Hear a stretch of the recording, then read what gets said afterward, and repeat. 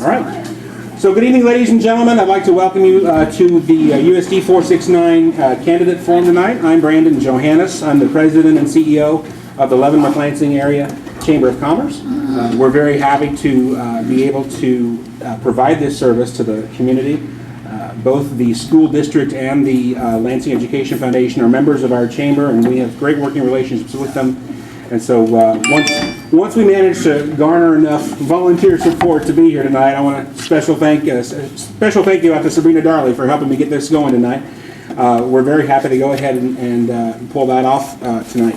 So we're going to have two moderators. We're going to have co-moderators, Holly Pittman, who represents the Chamber's Government Affairs Committee, as well as Logan Hope, who is a student at Lansing High School. They'll be co-moderating for us.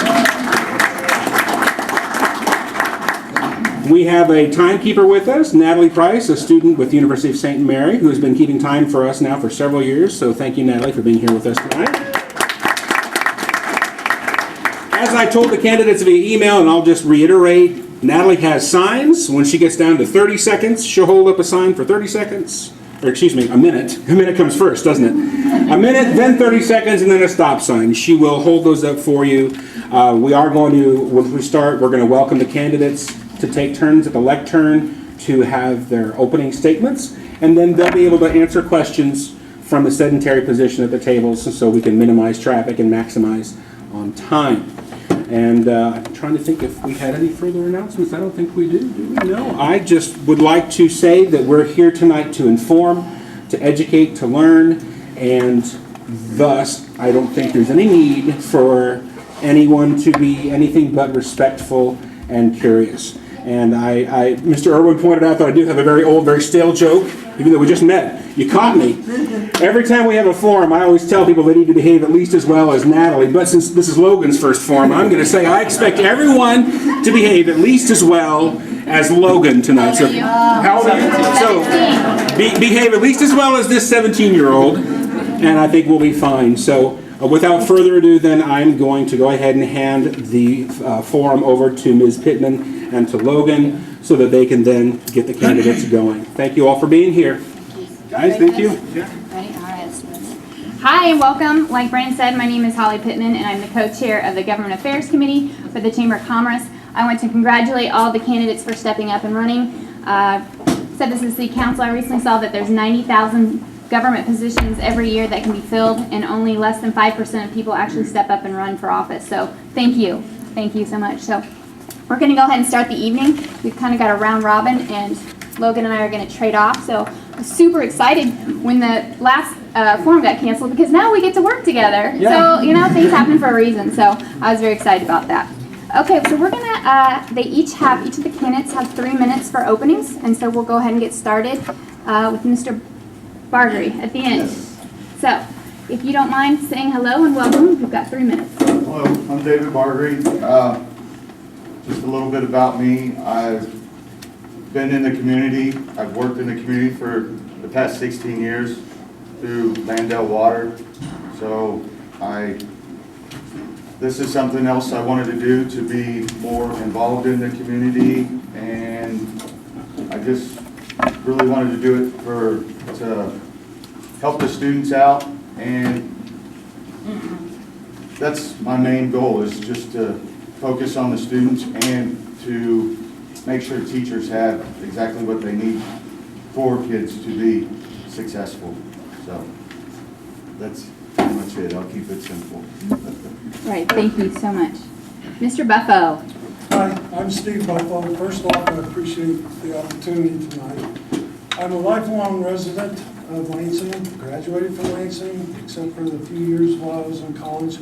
I'm currently a construction operator for Lineweaver Construction, and also I farm with my youngest son. We are primarily a cattle and hay operation. You guys probably have seen the K-State silo. That's where I live. And I'm sure there's sometimes people wonder why there isn't any red or blue on there, but that's beside the point. I'm at an age in my life where I finally felt that I had the time and had the commitment to run for this job.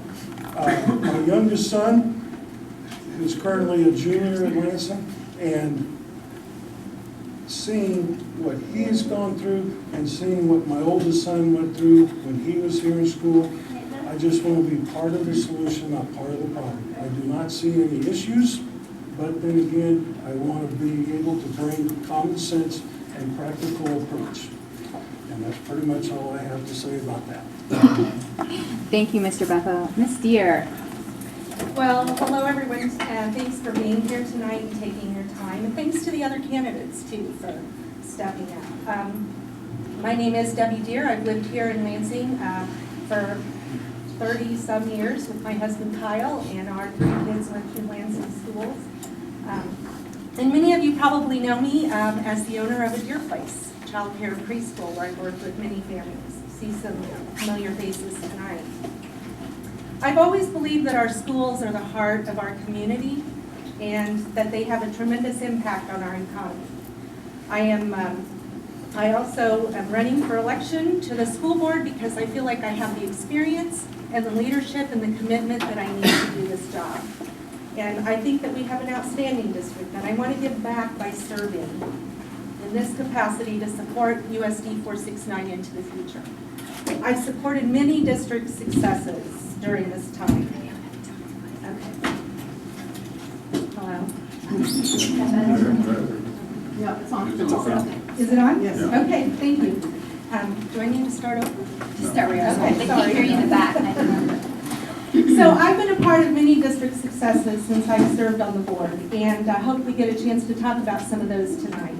But these accomplishments are in line with our 20-year plan to address the growth of the district and the needs, and they're also in line with the new Kansans Can from the Department of Education to lead the world in the success of each student. I'm sorry, I'll just get thirsty. At this month's board meeting, we decided on the 2020 goals and the school board's goals. And as a school board member, I am committed to working as a team to accomplish these goals and to work with the school district, the community, and the parents and the students to get that job done. And I think we can do that through communication and transparency. So I'm anxious to hear your questions tonight. Thank you. Let's stretch. So far, so good. Okay. Thank you. Mr. Foster. All right, good afternoon, evening. What a great turnout. If we weren't energized before, I think this helps raise the level of energy and the excitement for what we're all seeking to go do here. My wife and I moved to Lansing in 2003. We had moved here primarily because of the location. I work at Cerner in North Kansas City. She at the time was working in Atchison. But we've chosen to stay here because of our love for the community and how much we enjoy the community atmosphere and the schools and all of the folks that we get to interact with as part of that. As I mentioned, my wife Erin, she's a pharmacist. She now works for the VA at the CMOP. We have 4 kids, 9th grade, 6th grade, 3rd grade, 1st grade. Next year we'll have a bingo at all of the school buildings. So we'll have firsthand experience there. Mentioned before, I work at Cerner. I've been there going on 20 years. What I do at Cerner is I work with health systems to redesign care delivery to be more affordable, better outcomes, and more centered around patients and consumers. As a part of that, I work with health systems and governments to design 5, 10, 20-year strategic plans. That job has taken me not just here in the U.S., but overseas. I've spent a lot of time in Australia, in Canada, in the UK, UAE with the Minister of Health, Qatar, Aruba, and a few others, helping those countries also, ironically, solve a lot of the same healthcare challenges we have here in the U.S. as well. That's all led to my current focus, which is driving the delivery of the modernization of the HIT and the VA and the DoD. That's a $16 billion project that I get the honor of serving on. As a part of that, I lead a talented team of clinicians and consultants to deliver on that work. I also sit on the board of directors for the Health Network of Missouri, which is a health network that is anchored by the University of Missouri, but made up of a lot of CEOs from the surrounding community hospitals, again, to achieve those triple aim objectives for healthcare. I've served on the HIMSS Board of Directors of the local KC chapter, and served on the Accountable Care Learning Collaborative, which is a think tank in DC that's focused on how do you go drive value-based care. With that, I'm excited for the opportunity to run for the school board. I'm excited about the candidates. I think we've got lots of great candidates to choose from, and I'm looking forward to tonight's panel discussion. Thank you. Well, that stretch. I don't knock that water over. There it is. Awesome. All right, thank you for doing that. Mr. Irwin. Hi, I'm Jay Irwin, and thank you for coming out. Thanks to the Chamber for having this function tonight. And I'm Jay Irwin. I want your vote for one of your 4 votes for Lansing School Board. I'll tell you a little bit about my priorities. I have priorities for the school board if I'm elected. One is student academics, athletics, activities, and safety. I think those are the primary goals of all education school boards, but I think we need to emphasize those. None of them are more important than the other than academics and safety. Number 2, I think we need to invest in our teachers' professional development and accountability. You know, some teachers are really good, been doing it for a long time. Some teachers aren't, and they need help, and we can help them. And if we raise all boats, all students get better teachers. You can't lose by doing that. So investment in teachers. Administrative support and accountability and student safety is my 3rd priority. I think we have some good administrators, good principals, hardworking people that they also need professional development. They need support from the community. They need support from the board, and they need policies that engage that support and make their job easier from their level. We don't need to micromanage those leaders. Respect for alumni traditions in the community. I know when we built a new school, there were some challenges with bringing the graduating classes from all the years and putting those pictures up into the new high school, and it got done, but it was an afterthought. I think we should consider the alumni traditions in the community in everything we do. The parade is a great example. They always have the alumni at the end of the parade, and I joke maybe we'll move them up front, but they're involved in the community. They don't want to be forgotten. I have a strategic vision for the future. We need to hire a superintendent with the same priorities that I'm talking about, because I think my priorities are the same as yours. And I think that we need someone who's going to be committed to longevity. We don't just need a 2-year superintendent. We need someone who's going to be here for 4 or 5 years. We have areas that we have challenges. We need to have more board transparency, public access, a modern investigation policy for things that are done wrong at the school for students or teachers. And we need to work on our state assessment challenges. I have a degree in education from the Citadel. I served in the military. I have a teaching certificate that's expired. I was an assistant professor. On Fort Leavenworth. I'm currently an analyst on Fort Leavenworth. 24 years of leading through policy. 4 kids graduated from Lansing. I have the time. I have the experience. I have an open mind. I can work with anybody. I'll serve all students fairly, and I don't have any hidden agendas. And I'm Jay Irwin, and I hope to get your vote. Thank you. Thank you, Mr. Irwin. We're going to move to Ms. McClellan now. I'll go ahead and grab that mic. Let's see.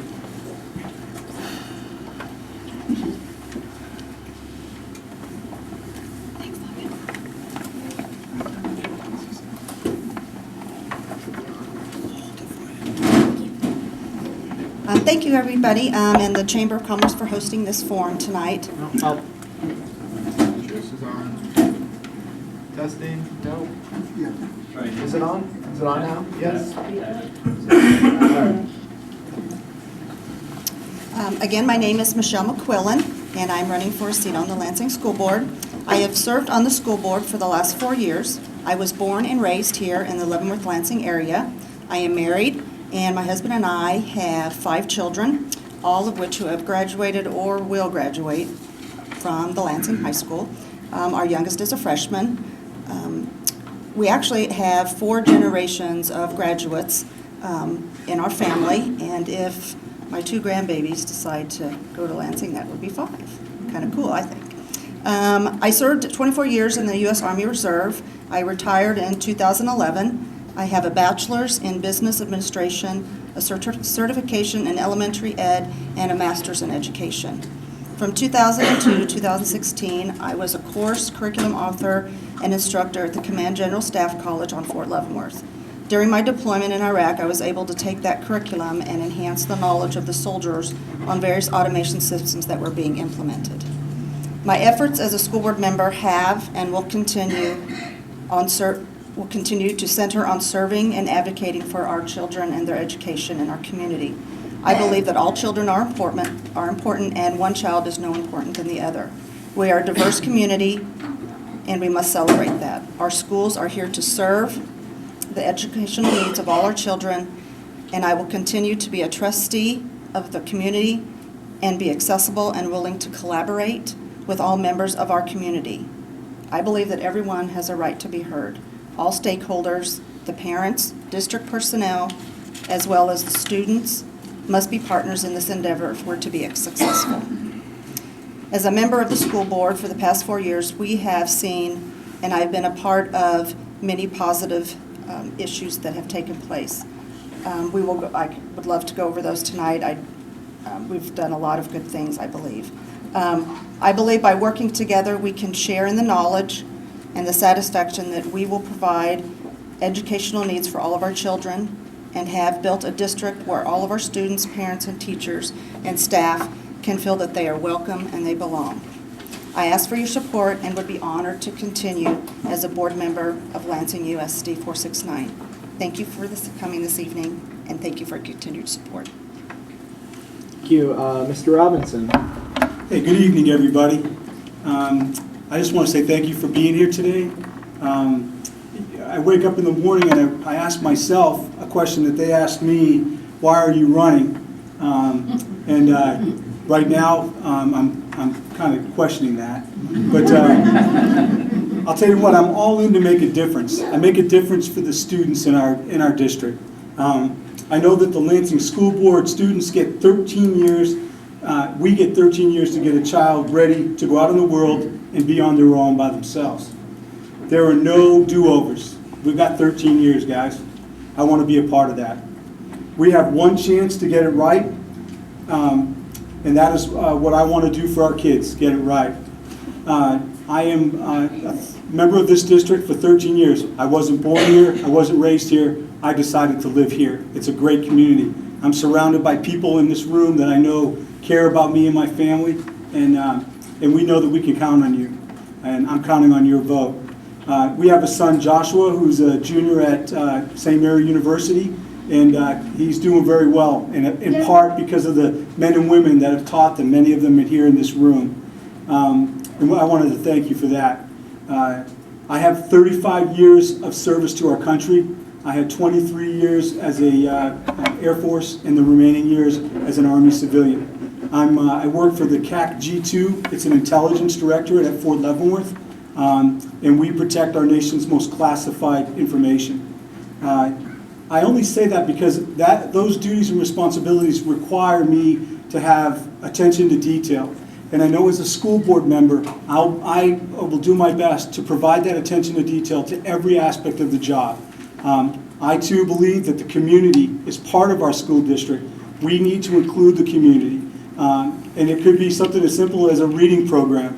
It could be something as simple as asking a business to come in and mentor or allow an internship in one of their programs. I'm excited about that. We all want to make a difference.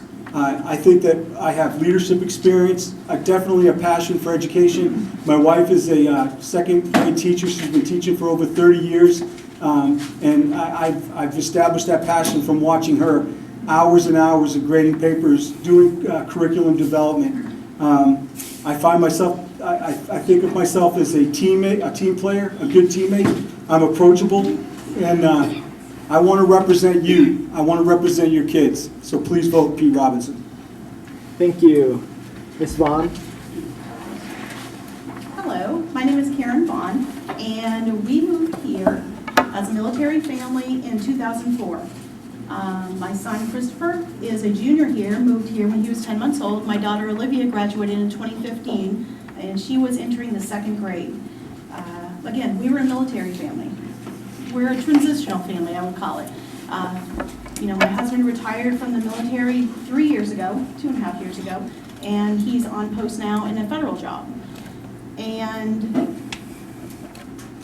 that is the heart of why we're here. The military brought us here, but the educational system, the people are why we chose Lansing. When Olivia and Chris came over here to look for a residence, I said, find a nice house, find a good educational system. We had 2 choices, Leavenworth and Lansing. We researched it, found out that Lansing was definitely our choice, and it was a good choice. I am involved in many activities throughout the community. I help out the band. I'm involved in the Band Parent Association. I help out the choir. I help out the theater. I was asked to help by Ms. Johnson to help plan the prom this year. And these seem kind of minute activities that I'm involved in when you really kind of think about it, because I'm not working on posts and classified information, and I'm not currently on the school board. However, I have impact and I have contact with probably 200 to 300 kids on a weekly basis. And I listen to them, I hear them, I plume them on marching nights, I feed them on football nights. But there's a lot of heart and soul that goes into working with these kids and working with the teachers. The teachers are a big part of why I do what I do. They're the heart and soul of the school. They give to our kids, they teach our kids, because they are our future. There's 3 goals that I would like. I'm sorry, this is really intimidating to have Carrie Barnhart sitting right there. Sorry. He's one of the heart and souls of the community. But 3 goals that I would like to work toward if I were elected towards the school board would be to reduce barriers for the students through increased family support and involvement. Teachers, maintain a respectful work environment and foster longevity at Lansing through personal fulfillment and compensation. And 3, be a good steward of taxpayer money. We need to spend wisely for our kids so we can give back to our teachers and pay them quality pay and get quality teachers here who are having interactions with our kids, because that's what it's about, our kids. Thank you. Thank you. Ms. Worth? Hey everybody, my name is Susie Worth. I moved back to Lansing in 2013 because I wanted my daughter Lucy to attend Lansing schools, so we've been in the district for 4 years.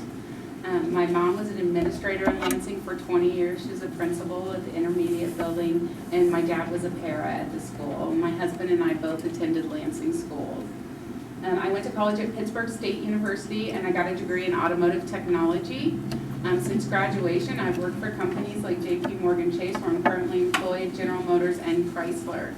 My history is in credit, customer service, budget analysis, and training. So I think I have a lot of assets and skills that would give me an opportunity to give back to the community that has given so much to my family. Thank you. And Mr. Yocum. Sorry about that. Hello, my name's Aaron Yocum. Pardon me, I do better if I write things down. It keeps me on topic. So, as a graduate of Lansing and now a parent of 3 wonderful students in the Lansing School District, I feel compelled to support the school district in order to take the district to the next level. We have established amazing facilities.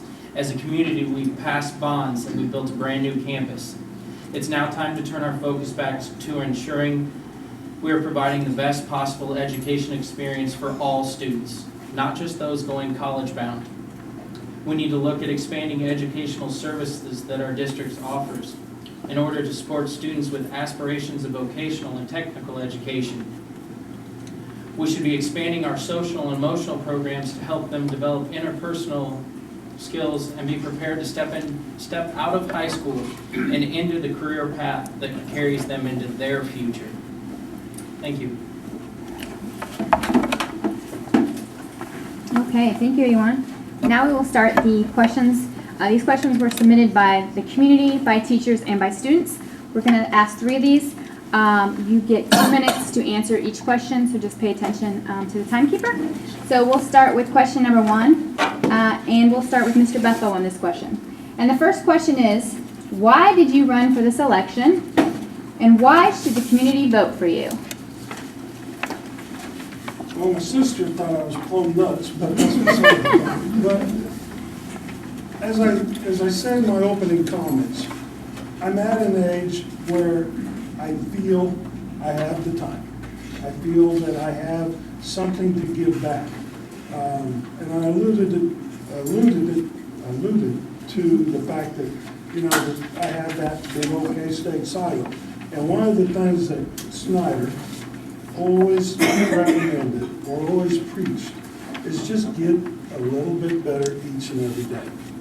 As a construction operator and a farmer, I have really adhered to that. Try and get a little bit better. Try and get a little bit better as far as progressiveness, as far as our cattle and that sort of thing. The production of our hay, our alfalfa, so that way the cattle gain better. That is a business. And as a business, I have to watch the costs. I mean, as a farmer, we're the only person that buy wholesale and sells at retail. And it's tough. But I feel that I have the financial responsibility and the common sense. And also, working in the construction industry, there is a dire need for students to try and transfer into that. And as long as vocational education is an opportunity, I would like to present that to the prospective students. Thank you. Ms. Deere, they still can't hear in the back. Can you grab the mic? I'm sorry, I forgot to remind you. Same question. Do you need me to repeat it? No. Why am I running, and why would I like you to vote for me? Well, I love being on the school board. I love being a part of this community. Like many other people up here have said, it's a great place to live, and it's a great place to raise a family, and it's a great place to want to send your children to school, and I want that to continue to be the case. As a society, we owe it to our children to provide them with educational opportunities. And that definitely starts at the local level. And it's the school board's responsibilities to set goals and approve a budget that can meet the needs of our students, of every student, and make give them future opportunities of what they want their future to look like. And then to be fiscally responsible with your taxpayer dollars, and to set a budget that can support everything that goes into running a school district. We also set policies, and I think that it's very important to follow the direction of the people that are in the trenches every day doing the work. The administrators, the teachers, the site councils, all of those things are in place so that we can do our job better. And it is challenging. It's an ever-changing world that we live in. It's an ongoing challenge. But Lansing doesn't back down from that challenge when it comes to education. And neither will I. So by continuing to work together and maintain the community relationships that we've already started, we can get this job done and do what's right for our students. Thank you. Thank you. Okay. Same question, Mr. Foster. You need me to repeat it? Got it? I'm good. Okay. I'm good. Awesome. So when I initially decided to run, there were really 2 motivations. One was I believe we have a systemic problem with how we fund education, not just here, but across the country. For example, in Lansing, 53 cents of every dollar is what goes to instruction, which you might think is good, but if you look at the data, I think there's an open data set on a kansas.gov website. There's 195 out of the 287 school districts in the state of Kansas that do better than that in terms of how they spend money on instruction. And so I think there's plenty of room for opportunity. And then I'd say on top of that, with 4 kids in school, we're hundreds of dollars into fees this year on top of the public money that's already going to healthcare. So I think there's plenty of opportunity to be found in how we do a better job in spending our money on public education.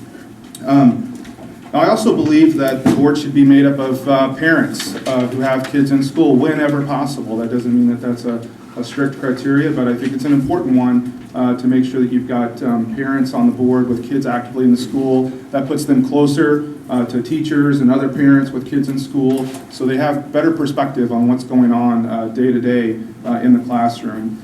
And then as I've been involved,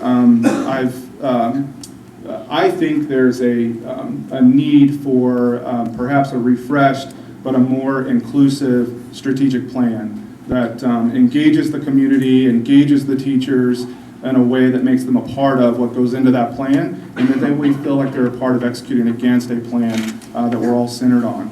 So in summary, there's really 4 qualifications. 1, kids in the district, leadership experience, specifically in solving complex challenges, a background in education, which I think is very strong, and then someone you can trust that'll have kids on the top priority. Thank you, Mr. That's Irwin. fine. Thank you. Mr. Foster. Now it's Mr. Irwin. Hi, I'm Jay Irwin again, just in case you forgot. Thank you. So I think everybody here has good reasons, good motives for running for office. I don't think there's anybody here that's untoward with their motives. 2 years ago, I thought about running, and I thought, I have 4 kids, one's about to graduate. He just graduated in 2015. But I thought, at that time, I was hearing all the snippets of parents and the same problems and issues that I'd heard when the kids were younger in 7th grade, 6th grade, 5th grade. And I kept talking to people, telling them, well, hey, way you solve that problem is this. I thought they already solved that problem. And people would say, Jay, you should run for a school board. I said, well, I need to do it when I don't have an agenda, when I don't have a kid that's in a classroom that I don't have some flag to plant or some agenda or other thing that people would think I was out for my own self-interests. And so I look back and I said, well, I have experience. I don't highlight it, but when I was in the military, I was a lieutenant colonel, retired, and I'm working for the government. But the last jobs I had was from 2011 to 2015, I was a program manager, and I was in charge of 40 instructors at the Command and General Staff College. I had 1,200 students. I had a budget. I did all these things and solved all these problems, and I did it through policy. I didn't do it through directives. You have to do everything through policy in the military, just like you do on a school board. And you have to get consensus and build relationships and get people that disagree with you to do things in a manner that is good for everybody, not just one individual. I only have 30 seconds left, but I think that if you let me serve, I'll be able to put my experience towards bringing this board up to the level that you expect for all students, all teachers, all administrators. Thank you. Thank you, Mr. Irwin. I'm going to grab the mic. Get it? Okay. All right. Can you repeat that, Mr. Corn? I'm running for a re-election because I want to continue to serve on the school board and continue to advocate for the education of our children. We've made a lot of positive strides while I have been on the school board, and I want to continue to do that. I think the community should vote for me because I've been a part of this community and the district for many years. I've seen a lot of positive things in the district, and I'd like to continue that. I have a very vested interest in the district. This is my community. It's where I live. These are my schools. It's where I went to school. I went to probably every one of those schools that we have in our district, and then some. And this is my home. My children have moved into Lansing. My parents live in Lansing. My grandparents, homes are in Lansing. And I want to make Lansing the best place to live and the best place to educate our children. Thank you. Thank you. Mr. Robinson. When I was a young boy, my dad shared some very good wisdom with me. He told me, he said, Pete, he goes, your most valuable resource that you're ever going to have is your time. Think about that. We can have $1 million, but if we only have 1 minute left, that $1 million means nothing, right? So I want my legacy to be impacted by how I affect the children in this community.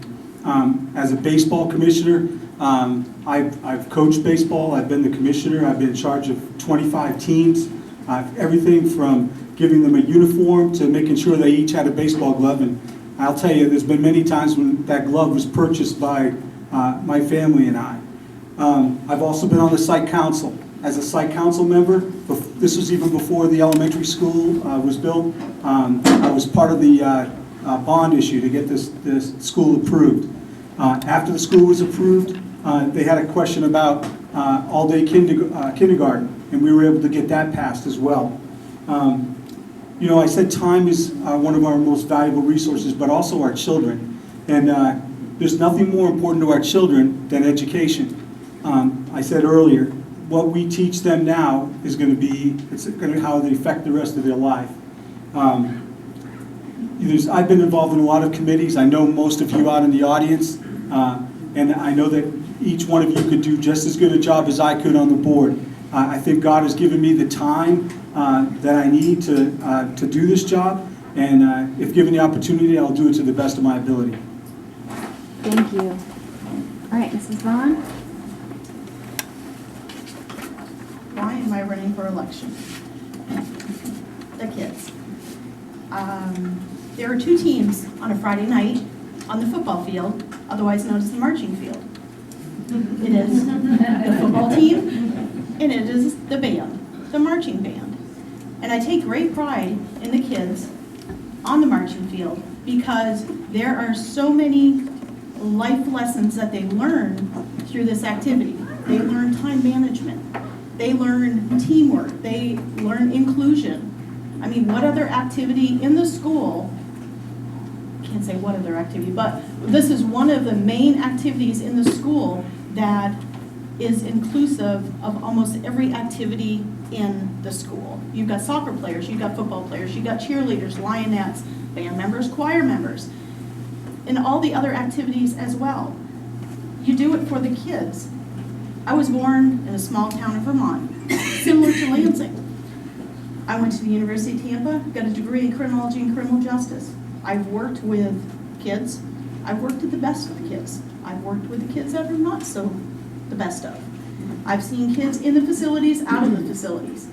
And I've worked with programming, I've written policy, and I work directly with kids on finding what works for them and what works with them. Not to mention the fact of sitting down and having a conversation with them and talking with them and just, hey, what's going on with your day? What would you like to see happen in your school? What would you like to see happen in your classes? What do you think about what's going on in the world today? This is why I would like your vote for school board, because it is for the kids. And I'm looking out for the kids and looking out for the best interest of not only my kid who's still in school, but for everybody's kid. Because again, there's 120 kids out on that field on a Friday night in addition to the football team. Thank you. Thank you. Ms. Worth, same question. Oh, okay. Why did I run and why vote for me? Like I said before, I have a daughter in 3rd grade at Lansing Elementary School, so I definitely have a vested interest in our school district. I believe my professional experience offers a unique skill set that would be valuable to the board and to our schools. In my current role, I manage relationships and conflicts. I believe the best relationships are a product of working through difficult situations and finding common ground for all parties involved. Thank you. And Mr. Yocum. Okay. With 3 young children currently attending Lansing, I want to do everything I can in order to support the district, helping to make it the best possible educational experience for all students. The focus on what we as a board, as a district, can do to support our students academically, socially, emotionally, and in their vocational growth is my goal. Thank you. So now we're going to way back up down here. You would mind passing the mic down to Mr. Bargery?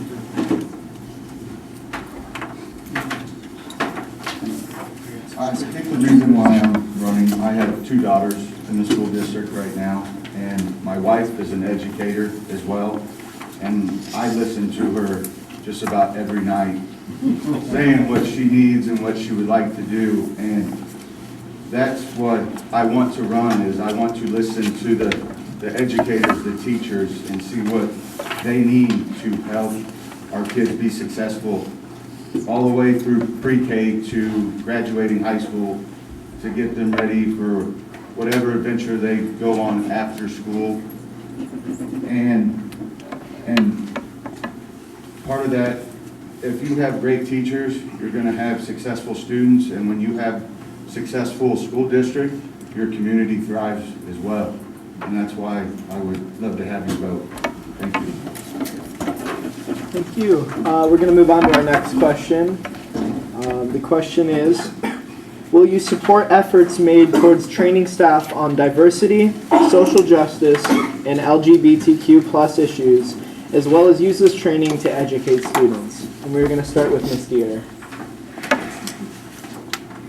Well, yes, I would absolutely support that issue, training and educating in those issues. They're very important issues, they're very sensitive issues in our world today, both for adults and children in the schools. I'd also like to add one more thing to that list, and that's mental health. And the mental health that we're starting to see our students struggle with in our schools today. And I think we need to be prepared. Teachers learn to teach, but there's so many other issues going on in our world that they need to be experienced and educated on so that they can help these students get through a day. It's a real struggle for a lot of people. I think we need to develop a school culture that is sensitive to these. And it's an all-inclusive school culture. And we're working on that. We have provided training in these areas, but there's always room for improvement and more work to be done. And I think we need to be proactive and not reactive, and make this information available and be very sensitive and caring about it. And I think we have staff that wants to do that.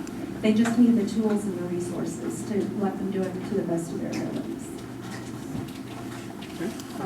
Mr. Foster, you need to repeat the question? No, I'm good.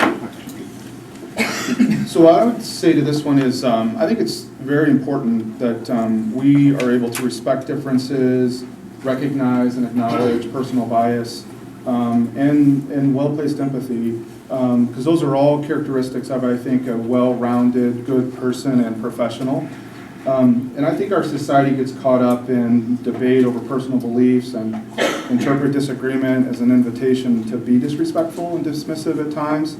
So yeah, I think it's very important that that we have the appropriate training and teaching of our students and ourselves in the difference between those things, and not just for the issues that you've laid out; those are important ones, but for other issues.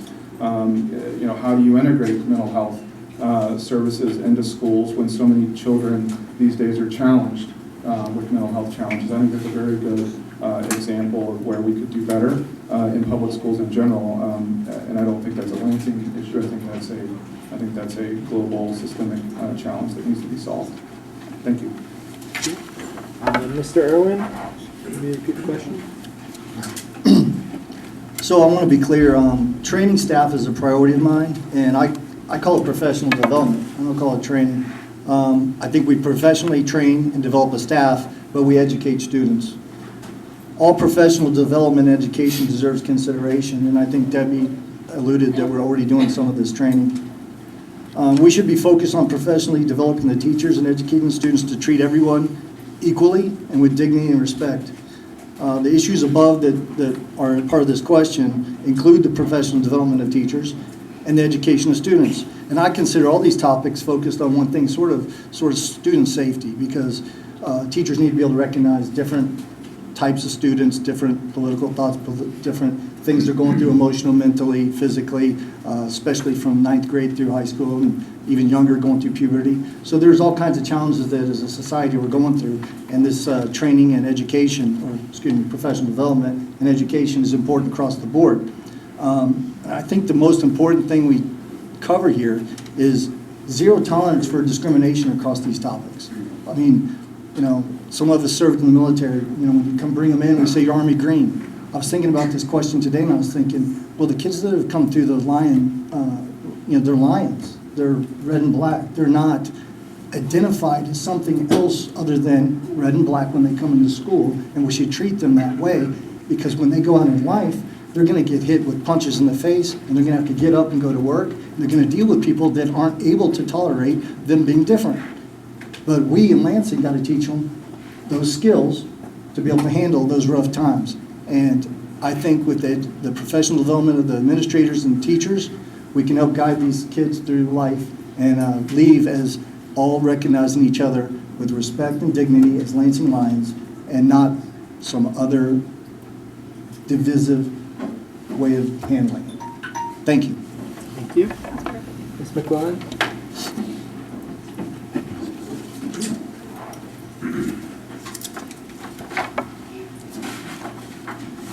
I do support any training, I believe, that educates our teachers and our students.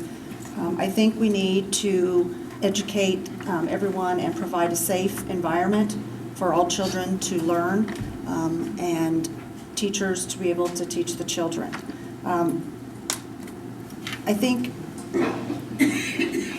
all children need to have a safe place to feel that they are able to learn, that they can receive the education that they need, no matter, like I said in my opening statement, we have a very diverse community, and I think everyone deserves the education, and that everyone should, like everyone here has said, you know, that they're all treated equal, that they have the respect, they have, and the tools that they can, and the teachers have the tools to teach our children how to do those things. Thank you. Thank you. And we have Mr. Robinson. I think the answer is pretty easy. Supporting safe and healthy schools for lesbians, gay, bisexual, transgender students is a responsibility. It's really not even a question. It's a responsibility that we have. It's a responsibility of the board, the administrators, the teachers, and the students. We have to provide a safe environment for them. The board leads. Everyone looks at us.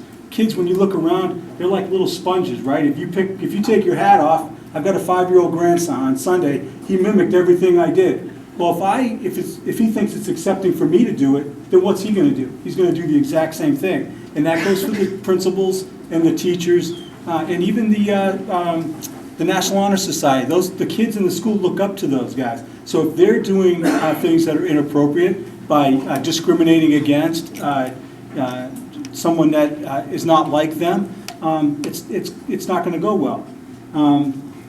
I think the board has to send a clear message that it's essential, and that they leave no doubt that we have to be a culture that allows all types of diversity. Changes are going to come overnight. People have definite opinions about that, but we have to work as a team. The board will have to work together with the schools. Data proves that students who do not feel accepted, they're not going to do well. And we need to make sure we make them feel well. Thank you. Thank you. And Ms. Vaughn? I think this is an easy question. Of course, we support training overall, but any type of social justice, LGBTQ plus, any type of training where we encourage students to gain acceptance of another individual that is different from them, period. We all have different challenges in life. We don't all have the same eye color. We don't have the same hair color. We are all different. We deal with different challenges and issues in our home every day. And these kids deal with those in addition to being a little different. And again, it doesn't matter if you're lesbian, gay, bi, anything, or if you're in a different club than other individuals. We should have training, and quite honestly, I think the kids are already looking at how are we not only different from other people or other students within the school, but they are more accepting, and they already have the acceptance started, and they could probably do a little teaching to the adults. I don't think that we need adults teaching the kids in that respect. I think that the kids they've already started that acceptance, and they can be the teachers in giving a little bit of acceptance talk in that respect. But overwhelmingly, yeah, again, we're not all the same. We are different in this world, and this is, Lansing is a little tiny speck in the world, and we're going to be kind of pushing them out the door in no time. And they need to know that if they're accepted here, then they're accepted in the world, wherever they go. Thank you. Thank you. And Ms. Worth. I absolutely support diversity. Our kids grow into adults and live in a community just like we do. We're all different, and everyone has the right to be who they are, and everyone deserves respect, including our kids. Mr. Yocum. Training staff in order to be prepared for students in their various phases of life development and growth is a pivotal function in education. Teaching students about acceptance of diversity, providing them with resources to access, and a safe school environment should be the focus of these issues. Thank you. I move to Mr. Barger. Just simple, I think there's never enough training. Teachers need it. Kids are changing at a faster pace. I mean, they are exposed to so much these days, just compared to what me or you guys in the audience, I mean, and yes, just simple, more training, the better, I think. Mr. Betha. Absolutely. Respect and acceptance is paramount for this culture to survive. All right. We're going to move on to our third question now. Question is, what is the biggest challenge facing Lansing schools that made you want to run for the school board? And we're going to start with Mr. Foster for this one. Yeah, so I talked about some of the reasons why I got in and how that's evolved. And I think I'm going to spend most of my time talking about where it's evolved to. So I think the obvious is, we've got to hire a superintendent that aligns to the vision, the mission, shares the same values, has the right leadership experience. But beyond that, we need to have a forward-thinking, comprehensive strategic plan that pushes the district to thrive and become an example, be an example that other districts in the state and the nation want to mimic. I've seen the goals for 2019. I've not seen the goals for 2020, and they're all great goals. I've not been able to get exposure to a long-term strategic plan that's comprehensive in nature, which I think is a very, very important component of any board. It's what centers the board, it's what centers the community that's delivering the education. And as you develop those strategic plans, it needs to be inclusive, bottoms up, tops down, listening to the educators that are on the front lines, listening to the community, and making sure that we're doing enough to gather all of that feedback as we develop that plan. There's a book by Andy Stanley, I don't know if you guys know that author or not, called The Principle of the Path. I use this quote a lot when I'm working with my health system clients that says, it's your direction, not your intention, that determines your destination, and your attention is what determines your direction. And so I think that's a very important thing for us to think about. Whoever's going to be sitting on the next board is how do we create a long-term strategic plan that puts us on the path to the destination that we believe we're capable of. Mr. Irwin.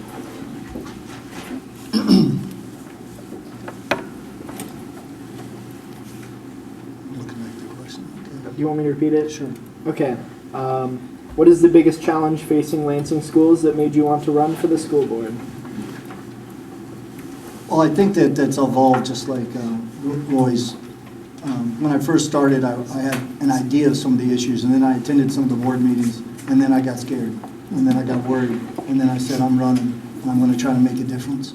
And, one of the biggest challenges we had was I think there's some board dysfunction, that there's people not getting along, and I felt an undercurrent of discord.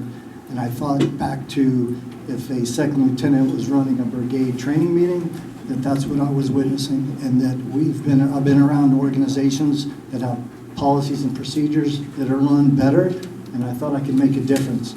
And some of the things that people keep coming up to me and talking to me about are the things that I've witnessed. We need more transparency. We need open public access to information. We need to go into the next sort of century when it comes to that. We have the technology. We just need to put that forward. We do need long-range planning, short-range planning. We need to have the board function where the meeting is where they get presented information. They go work for the next 3 weeks, and they come back and they vote on the solution, and they then work 3 more weeks and then produce and implement a solution to that problem. And one of the latest things, and I don't think I could solve in 2 years, I don't think anybody here could solve in 2 years, but the state assessment challenges, we have kids who are going to graduate in 2 years that will not meet 75% success rate and bring Lansing down. Matter of fact, we haven't had one group meet the state standard since 2015. And that was the highest standard we had, which was 57%. And so I had one kid graduate that almost made the standard, and then one that just graduated that was nowhere close. So I think that I can make a difference and help us move in the right direction. But let's just finish it with this part. The state assessment is only one thing, and the last thing I want to say about that is that the goals the state sets aren't high enough to achieve their standards. We have to have higher standards. Thank you. Ms. McClellan, would you like me to take the question? All right. I think one of the biggest challenges that Lansing faces, we're going to have a lot of challenges, and they're going to come every day and come at us full steam. What I'd like to see is that we start working and building better relationships and with the community. I think there's a lot of kids learn outside of the classroom just as much as they learn inside.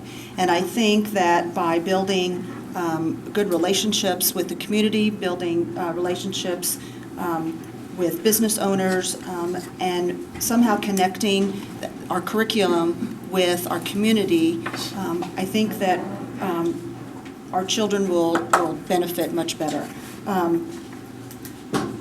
I mean, of course, the old adage of it takes a village. I think everybody's heard that, everybody has said that. That I think working together, we can face any issue and any problem that comes at us. Our school district is our community is our school district. I mean, we're, I believe, one and the same. And so I think by working together, that will help us face any challenge that that comes about to us. Thank you. Thank you. Mr. Robinson? I think I'm going to deviate a little bit from the trend here. We need to do a better job of preparing our students that are not going on to college. We need to build a robust vocational program that offers certification and licenses. A young man that graduated with our son Josh is a certified welder. He's making more than any teacher in this room. You don't need a college education to provide a good life for your family. And that's what I want to do. I think that's one of our greatest challenges, is to provide opportunities for young people that want to go into beauty and cosmetology, or office administration, or culinary arts, or healthcare. That you can get a license without going to college to do healthcare. You can get a license to do IT, computer network management. There's a young man that works for me at Fort Leavenworth. This guy runs all of the networks for our military. If we didn't have these young people doing it, we would not be able to function. This guy he has a high school diploma, and he's got a certificate saying that he knows how to do, I don't know, A++ or whatever that is. But the guy is sharp, and when I have a problem with my computer, he can come out and fix it, and he doesn't need a college education to do it. And he's getting paid more money than I am. What about us, the guys that in the middle of summer, how many people have had their HVAC go down when it's 100 degrees outside? Do you want a certified professor coming out to do it, or do you want a guy that knows how to fix your HVAC unit, right? So let's get these guys an opportunity to get some training that maybe won't get them to college, but let's get them a vocational skill so that they can put some meat on the table for their families. Thank you. Ms. Vaughn? totally agree with Pete. We need to look beyond college. Not every kid is ready to go to college. They don't want to go to college, they're not going to make it in college. Colleges are costing a fortune, $200,000 or beyond. Or if you start at a community college, you're going to start off, or you're going to end up paying maybe a little bit less than that. But colleges are a fortune. We just had one graduate from college. I say thank you. She's done. I totally agree with Pete in that respect. However, before you get them to that point, you need to deal with the mental health. So one of the big challenges for the school district is this whole grouping of kids that are coming up that either don't know how to deal with taking a test, the conflict. You know, they did something 5 minutes before walking into class, and by the time they walk out of this 42, 45-minute class, it's spread on everybody's phone, all over social media, and they are now walking down the hallway knowing that everybody knows exactly what they did. And that's just one example of, oh, how do I deal? The kids don't necessarily know how to deal with, or they have issues that they're not equipped to deal with. Home issues, things like that, you know, relationship issues. These are issues that the kids need to learn about and know how to address, so mental health-wise. In addition to a challenge that Lansville has, quality teachers. We need to grasp, just take a firm hold onto the quality teachers that we have and pay them and treat them with respect and get them to stay here. Just like Jay said about a superintendent. But if you don't offer them opportunities or show them respect and give them an opportunity to want to stay here, they're not going to. So mental health and quality teachers are a challenge for Lansing. Thank you. Ms. Worth? Thank you. My decision was not made to run for board on agenda. I really wanted to give back to the community. I still do. My daughter goes to school in Lansing. One of the biggest challenges is our district has grown tremendously over the last several years. Our schools are beautiful. And in times of growth, you have to keep your team together. Unfortunately, we've had several changes in leadership, which have not allowed our team to be working the way it should be. And I think that in the future, I think that that's what we're looking for in Lansing, is to build those relationships and get our team back together. I really look forward to that. But our challenge right now is to work as a group and support these kids. It's very disappointing to see that in some grades, almost 60% of our kids are not passing the state assessment. That is not what Lansing is accustomed to. So we need to fix that. We need to work together, and we need to get this handled for our kids. Thank you. Mr. Yoakum? One of the biggest challenges is ensuring that the district and the community are focusing on the needs of the students in an ever-changing world. In order to accomplish this, we must be reflective, willing to change and grow as adults, educators, and administrators. The way we've done it in the past might not be the way we need to do it in the future. We need to direct ourselves towards the kids and their future. Mr. Bargery? I think one of the challenges, I think we just really need to make sure we stay ahead of just changes in the district and make sure that we are prepared and make sure our students are prepared for life after high school. And one way to do that is, we just have to listen to our teachers and just listen to them and see what they have to say to us and pretty much just stay ahead of everything, just curriculum and standards. Just make sure we're staying on top of that. Thank you. Mr. Bethel? I think there's many issues, just not one issue.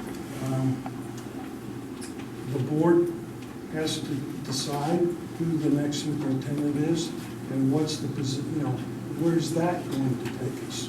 I like the idea behind the comprehensive plan. I've given it, you know, one of the things I've always said is whenever I have tractor time, when I'm sitting in the cab, I can kind of think about things besides just running around in the field. You know, the comprehensive plan, I want to talk about a little bit about that. You know, where are we in 1 year, 5 years, 10 years, or even 20 years? I mean, you have to stop and think about it for a moment because, all right, if I'm elected, I'm on this board for 4 years. Not to pick on Dave, but in 4 years he gets elected. Is there going to be continuity going on from down the future? How are we going to get the community and the school district involved together to become one? And then the biggest issue is always support from our administrators and our staff. And Ms. Deere.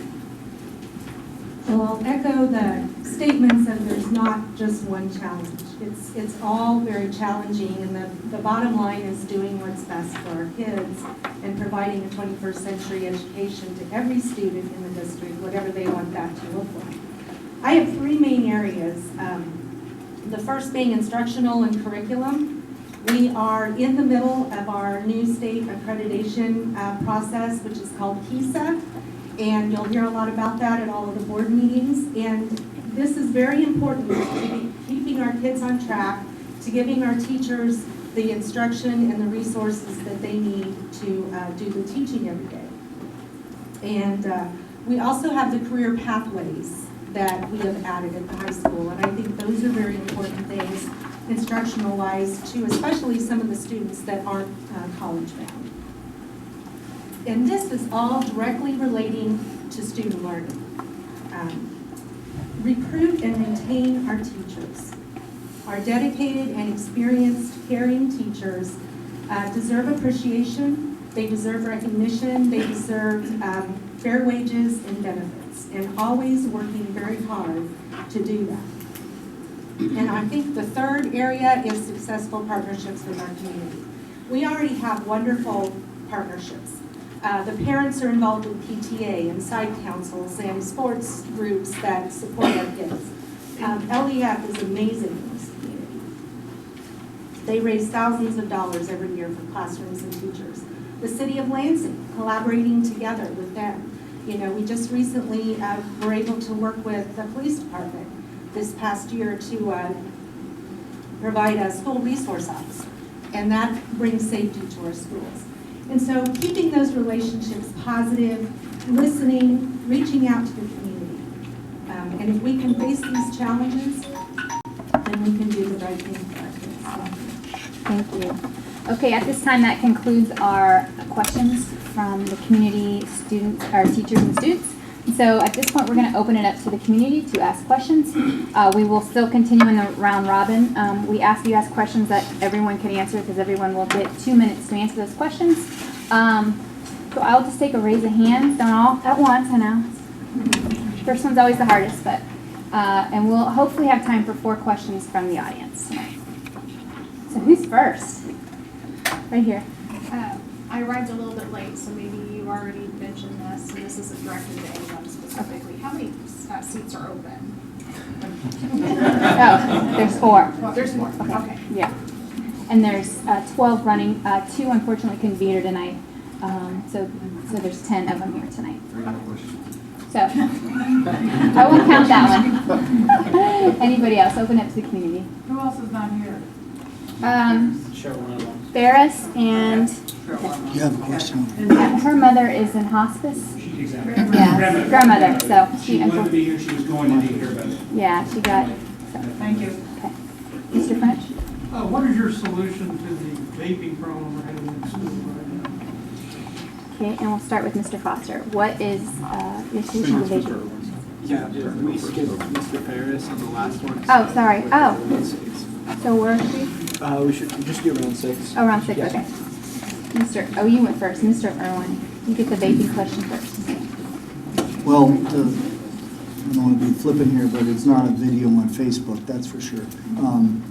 This is. Can you speak up? video? Yes, ma'am. It's not a video on Facebook. I think that was the last attempt Before on you answer, notification. I don't think the audience heard the question. Oh, I'm Oh. sorry. The question Sorry. was, what do the candidates propose to do about the vaping problem our students are facing? Is that close enough? So I think that the individual principals and administrators have the power to handle this, just like if it was a cigarette, or if it was marijuana, if it was beer, if it was vodka.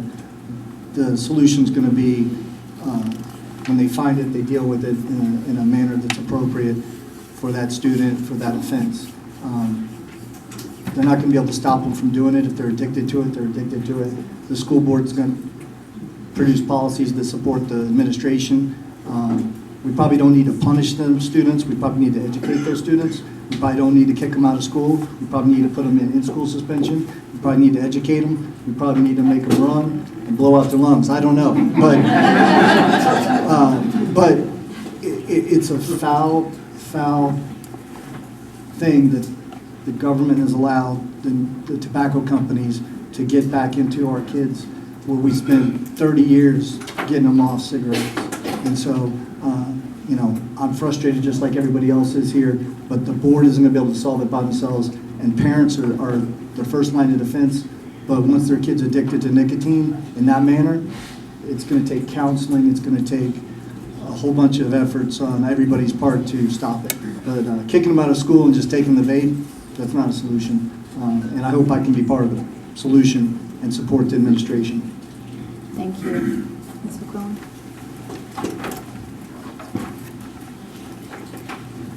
I think that one of the ways that a couple ways that we can help solve this problem is just through education.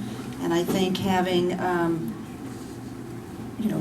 ways to educate our students on the hazards and, the things that, I agree with Jay. I mean, there's just, kicking them out of school or suspending them is not going to work. I think educating them, just like we have on all other substances that the hazards that it does, and then just a no tolerance. There's going to have to be some kind of consequence, but I think starting with education will go a long way. It's funny, I had lunch about a week ago with a friend of mine named Ralph Irwin. He's the National Geospatial Agency rep. And his friend happened to be the Kansas State Surgeon General. And we had lunch together. And one of the discussions we talked about was vaping. If anyone doesn't know what that is, it's extremely bad for your health. It's an epidemic across the United States. I'm sure it's affecting Lansing. I don't know to what degree. But one thing that the Surgeon General is endorsing is education. And we're not talking about just educating our kids. We need to educate ourselves as parents. We need to educate the teachers so that they can educate the kids, and then we need to educate the kids. I didn't know this, but there are lots of resources at the state level that are available. All we have to do is ask for them. So I guess my answer is we need to have better training and education on the problem, and we need to make sure that everybody is aware, one, that there is a problem, and this is how we're going to fix it. Another thing comes to mind, my mom and dad were both smokers, and they told me, Pete, they go, if you don't want to smoke, then don't try it, because once you try it, you're probably going to like it, and you're not going to want to do it. So I think it's one of our obligations is to make sure we let them know that don't start it in the first place, and if you are doing it, we need to get them some training and some help so that they don't continue to do it. Thank you.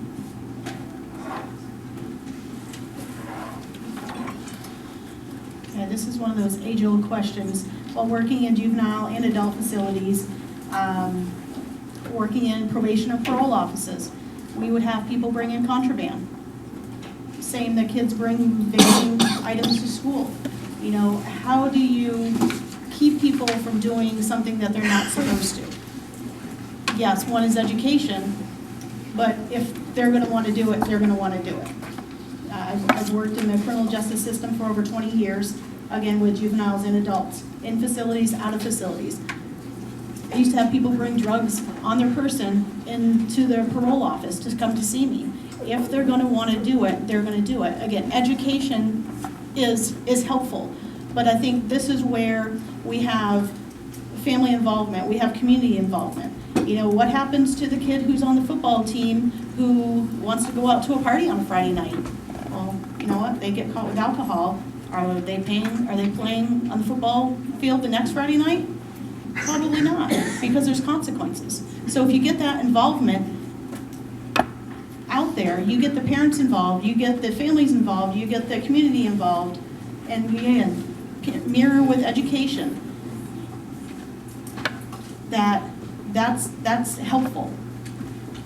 And you just kind of it's one of those living, breathing problems that every school in the nation is having. So it's not something that just here in Lansing has to address and has to talk about in our little community. We talk about it on the state level, we talk about it on the national level.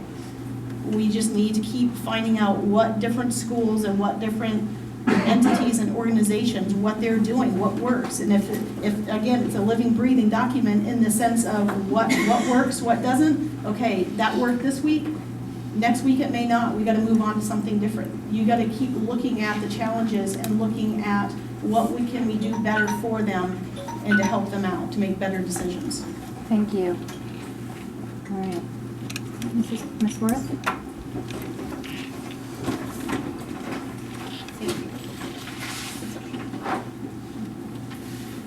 So how can we address the vaping problem in schools? Vaping is kind of the new kid on the block with issues. I've read a lot of articles that seem to become an issue very rapidly and is definitely a problem. Teachers are trained to protect our kids. They're educated, they're professionals, they know what they're doing, and they're aware of social circumstances, not just vaping, all kinds of issues that kids are presented with that we don't really want to talk about. But as a board member, it's our responsibility to empower our teachers because they're the ones that know how to teach these kids. We have to rely on our teachers as a resource, as a board, to feed us that information and tell us that there is a problem going on in the district and move from that point. But I always say, and I stand by, that the first line of defenses are definitely our teachers. They're there to take care of our kids, and they are committed to our children. Thank you. Thank you. Mr. Yocum? Okay, so the vaping question. It's the second time I've heard it in recent weeks. The last time was at a middle school site council. Yes, folks, I said middle school. So if you don't think it's an epidemic, you should probably educate yourself in it. Secondly, we need to be open and supportive of our kids. We need to educate them and let them know that, hey, one, if you are addicted to it, two, there's help. The last thing I would say is, as a district, do we join the other large districts in a lawsuit against vaping companies? Just south of us, Olathe took up the fight against it.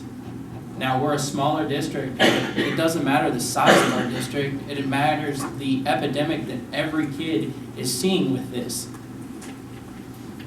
Thank you. Come back down here, Mr. Bargery. As far as vaping goes, I mean, kids are kids. They're probably going to do it when they leave school, but I think it should be just like cigarettes or alcohol on campus. It should not be allowed. It should be a zero tolerance, and I'm not saying something extreme, but bring it to their attention, educate them, have a seminar or something to show these kids what it is doing to their bodies and how it affects them. Thank you. Mr. Buffalo? I guess you could say I'm old school, you know, rules are rules. I mean, if it's a nicotine, and it shouldn't be allowed. Ms. Deere? Well, this is a national and a state and a local epidemic, and it's something that's really just coming to the forefront that we have to address just as seriously as we do any of the other safety or health and well-being issues that our students are dealing with. I know at this, the State Board of Education in Kansas has recently appointed a group to address this issue and start trying to, do some things towards it. I think I'll sound like a broken record, but we have to provide educational opportunities for our staff, for the students, for our parents on the dangers of this. I think that we need to make sure that we're incorporating information about this into maybe our health curriculums to make sure that kids are aware of the seriousness of it. And then as a school board, we need to talk to the administrators and the staff and the parents and work together, the site councils, to put something in policy that can help eliminate this or at least address it. We're probably not going to eliminate it, but I believe in education, compassion, and not necessarily punishment. Thank you. And finally, Mr. Foster. All right, so I'm probably going to add a little to the conversation beyond education, because what I would say is Exhibit 1, I know I'm educated on what it takes to be fit, right? But it doesn't mean that I'm fit, right? There's more to solving these challenges than just education. So I actually do spend whole days talking about organizational change and change management tactics and strategies, and there's some wizardry into it. There's actually our videos on YouTube that you can go watch. Do these experiments around how do you assess these tactics and design motivators that are actually going to engage individuals and make them more activated around whatever it is that they're trying to solve, and personalize the interventions so that it's meaningful to them, and it may not be the same motivations that we externally want to apply to these individuals. So I think there's a lot that can be done in addition to education, because if it was just education, it would be solved, right? I think it's worth understanding what it's costing our district to deal with this. I think that was the motivation for Olathe to get into that lawsuit, was they are able to draw a direct line to cost to the district. I don't know if we've done that assessment, but it may be worthwhile in evaluating whether or not we have a play there. But that would be a long play. Those things don't play out in the matter of months. Those are a matter of years. And so I think there's work to be done here, strategies that you can apply beyond just giving more education. I think everyone knows it's bad. And I would be happy to talk in more detail. Like I said, I can spend a whole day talking about those types of tactics and strategies. Thank you. Now we're going to ask for our second audience question. In the back over there, blue jacket. What are your thoughts on sports programs? Just to restate the question, he asked, what are your thoughts on sports and sports programs? We're going to start with Ms. McClellan.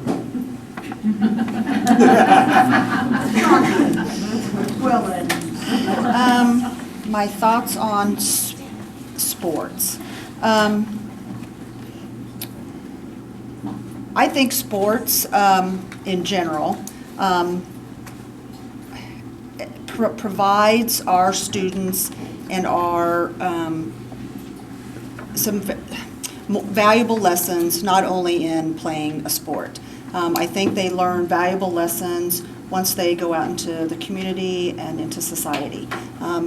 Showing up on practice on time, being able to work with all of your teammates corresponds directly with showing up to work on time at your job, being able to work with your teammates. You don't like your coach, so I'm going to quit the basketball, football, soccer, whatever team. Well, you're going to work with people that you don't get along with, your boss you may not care for, but you can't just not work.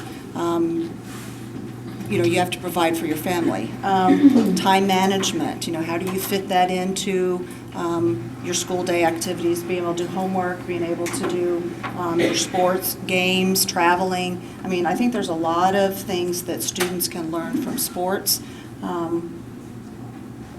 In addition just to having fun and being able to get out there and be with your friends and enjoy your school life. Thank you. Thank you. Sorry. Mr. Robinson. Oh, I'm sorry. Hope everybody heard. Well, I'm definitely in support of sports and sports programs. I believe there's a health benefit. Michelle mentioned there's a lot of other life skills that people learn from doing sports. leadership, being a good team player, or teamwork. There is a balance. Sports aren't cheap. They require funds, and we have to decide how much funding can we afford and still be able to provide them a great academic program. But I think it's definitely doable. I know that there are kids that are in school. My oldest son probably wouldn't have made it through high school if it wasn't for sports, because that's what kept him motivated. That's what kept him going to class every day, because football coach said, Sean, if you don't show up, you're not going to play. So Sean showed up for school. And, there's academic requirements to remain on a sports team. I think you have to maintain at least a C average. If you don't have a C average, you don't play. So that's going to motivate the kids to go to school so they can maintain that grade point average and do well in school so that they can go on and be productive citizens. Thank you. That's a great question. And Ms. Vaughn?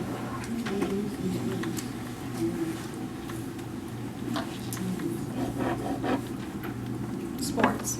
I support sports. Also, there are other activities within the school, not to sound like a broken record. However, there are other activities within the school that kids can participate. There's choir, there's band, there's theater, there's academic clubs. Just because a kid is not athletically inclined does not mean that they can't participate or they can't learn those life lessons that they learn on the sports field or the sports court. Any type of activity that they involve themselves in is going to teach them teamwork, that there's no I in team. It's going to teach them time management. It's going to teach them, you take a look at these groups, and on average, these kids have a grade point average of 3.5 or above. And these are kids that are actually, in addition to doing their regular coursework, they're taking time out of their day to do the extra practice and putting in the work at the competitions or the games and such. So yes, totally support sports or activities of what the kids choose to become involved in, because it can only help foster what other activities in life or what else that they want to become involved in throughout life. Ms. Ward? Thank you. I definitely support athletic activities in the district. I think there's a lot of life lessons that kids learn, and I think sports will help them as adults learn to get along with other people, when to lose and win and lose, and deal with those situations. I know that being in athletics as a child and through school is what's always kept me. Just kind of my personality is a self-motivated, kind of go after it kind of person. But there's lots of activities that kids can be in school. And I think it's great for kids to try everything, because they have this nice window of time for 13 years and they get to do different things, and school's a great place for them to try things and get to know new people and have new experience. So I definitely support athletics. I was an athlete. I love athletics, but I love all the activities that we now have available in Lansing. So thank you. Thank you. And Mr. Yocum? Sports. There's a man sitting in the room right now that changed my life with sports. Thank you, Ron April. Secondly, as a father, I have 2 boys. Both are as different as night and day. One is all you can do sports. One is all you can do everything but sports. As a father, I get to ride that dynamic wave of trying to understand Pokemon as well as go outside and play baseball with one. I understand it. I respect it. I can't say enough about sports and how it can do things for a child's life. But in the same instance, there are other things. There are other avenues. There are other ways that a kid can be affected by an adult, by a parent, by a coach. All right. Mr. Bargery?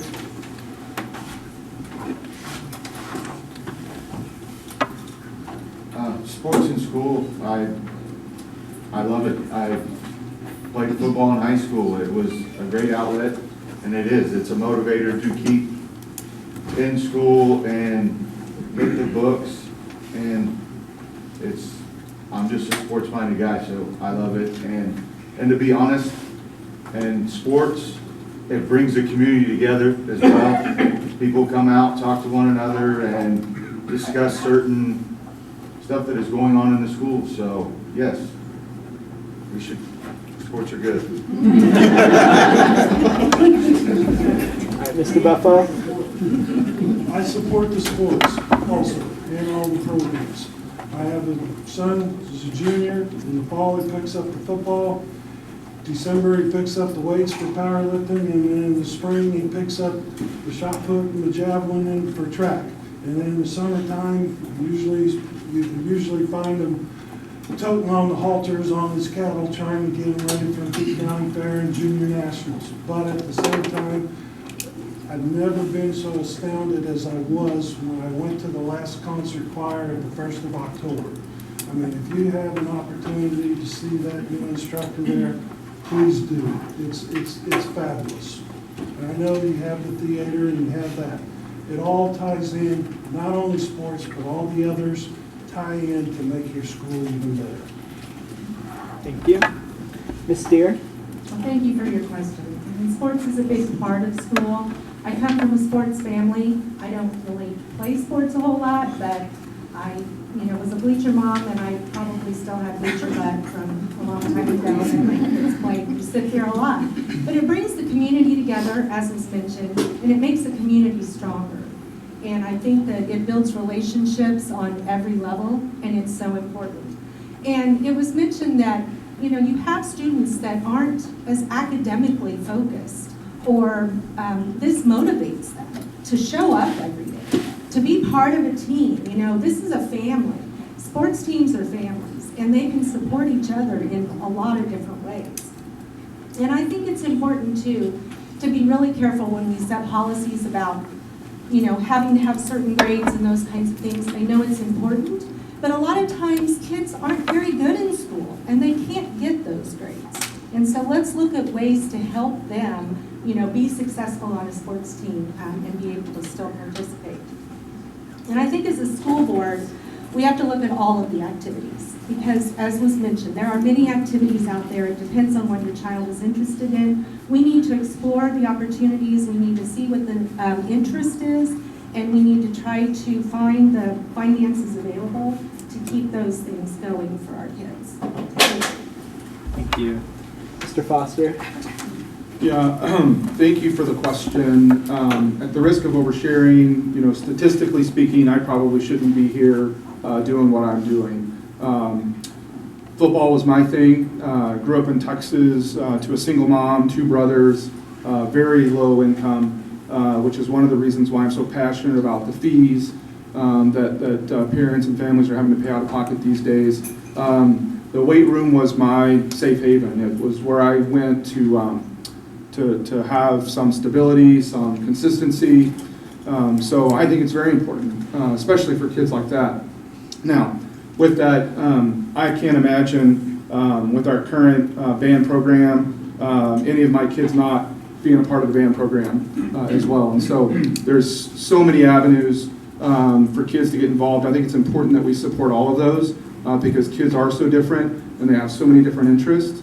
You get educated in the classroom, you learn some life lessons there, but I think I probably learned more about how to be a person, how to be a man, how to be successful in managing responsibility and commitment from those activities than I did from any classroom. And Mr. Irwin? So I was a Division I wrestler, and in college I was the captain of my team in high school, and I participated in many different sports throughout my life, and I have been a Lansing youth wrestling coach since about 2011. My kids participated at the regional and state level in debate, band, cheer, swim, powerlifting, and wrestling. And so, those are all activities. My priorities are activities in athletics and academics. I've judged the debate and forensics teams. That was not an easy job. I'd recommend you sign up for it. My daughter was instrumental. She was a state champion bench presser, I think her sophomore year, and she went and got petitioned to get the state, to get the powerlifting team started. And they didn't do very well that year, so she went and recruited women to join the program, and they were a state championship team that year. And I was disappointed she didn't repeat as a state champion, but I was so proud that she had recruited and started this program that still, to this day, I think they're on their 3rd or 4th state championship, and she was an instrumental part of that. And the administration supported that student-led activity. I think Scott Haddock was also involved in pushing that program. He's at the Air Force Academy now. So strength and conditioning is a great program, but some students don't like to be meatheads and lift weights. And we have a multi-million-dollar pool that is vacant. Why aren't we teaching these kindergartners and middle school kids how to swim? Bring them to the school, teach them how to swim, hire a swim instructor. We got a great swim coach, Dave Bresser, back there hiring. And we need to use that pool to save lives and condition students for lifelong lessons. Last thing I want to say is, all activities when you're competing at the state and regional level should be marched out with the pep band and cheered, and all the students cheering, and get them on the transportation and get out of here. I see the videos that, I don't care if it's the chess team, the forensic team, or the band. The Bonner does it for the wrestling team, and it's a great way to bring the school together for a short 30 seconds to 2-minute activity, and we can do better, and we can support these kids. Thank you. We're going to ask for our 3rd audience question now. Aubrey. So technology is such a huge part of a student's day between iPads and phones and projectors. Do you think there's an overuse of technology and the students lack communication skills because of it? If so, what will you do about the problem? I'm sure you all heard her, but I'm going to go ahead and restate it. Get all that? Let me know if I'm missing anything. Do you think that there's a problem with the overuse of technology and a lack of social development because of it? And we're going to start with Mr. Robinson. Yes, and thank you very much for that question. Here you go. No, I'm joking. Great question. Yes, there's absolutely an overuse of technology. When I grew up, we didn't have iPads. I remember I'd go home every night with a book. And sure, I had a backpack full of books, but at least I had everything I needed to do what I needed to do. And I know the same is true with iPads and computers and whatever other technology we have, but it's still not the same. I used to write in the margins, and I had my notes, and I could highlight. And I personally, I think I learn better with a book rather than an iPad. But I know that there's some people, I think we should have both. I mean, if there's a student that wants to have technology over a book, then we should have that. But there's been times where students have asked for a book and a book wasn't available. Or if it was, they had to leave it in the class. Or it wasn't available to all the students, it was only available to some students. So, yeah, great question. I do believe that there's got to be another way, and we've got to have alternatives. So, thank you. Ms. Vaughn? Yeah, definitely a great question. Overuse of technology, yes, at times. There's a time, there's a place, just like everything. Tablets are great. They can, if you can't get the work done because you can't carry the books and you've got a backpack full of books, I mean, how many years did we try to get away from so many books in the backpack because it was breaking our kids' backs? Now we've got everything on the tablet. However, now you've got to keep the tablet charged.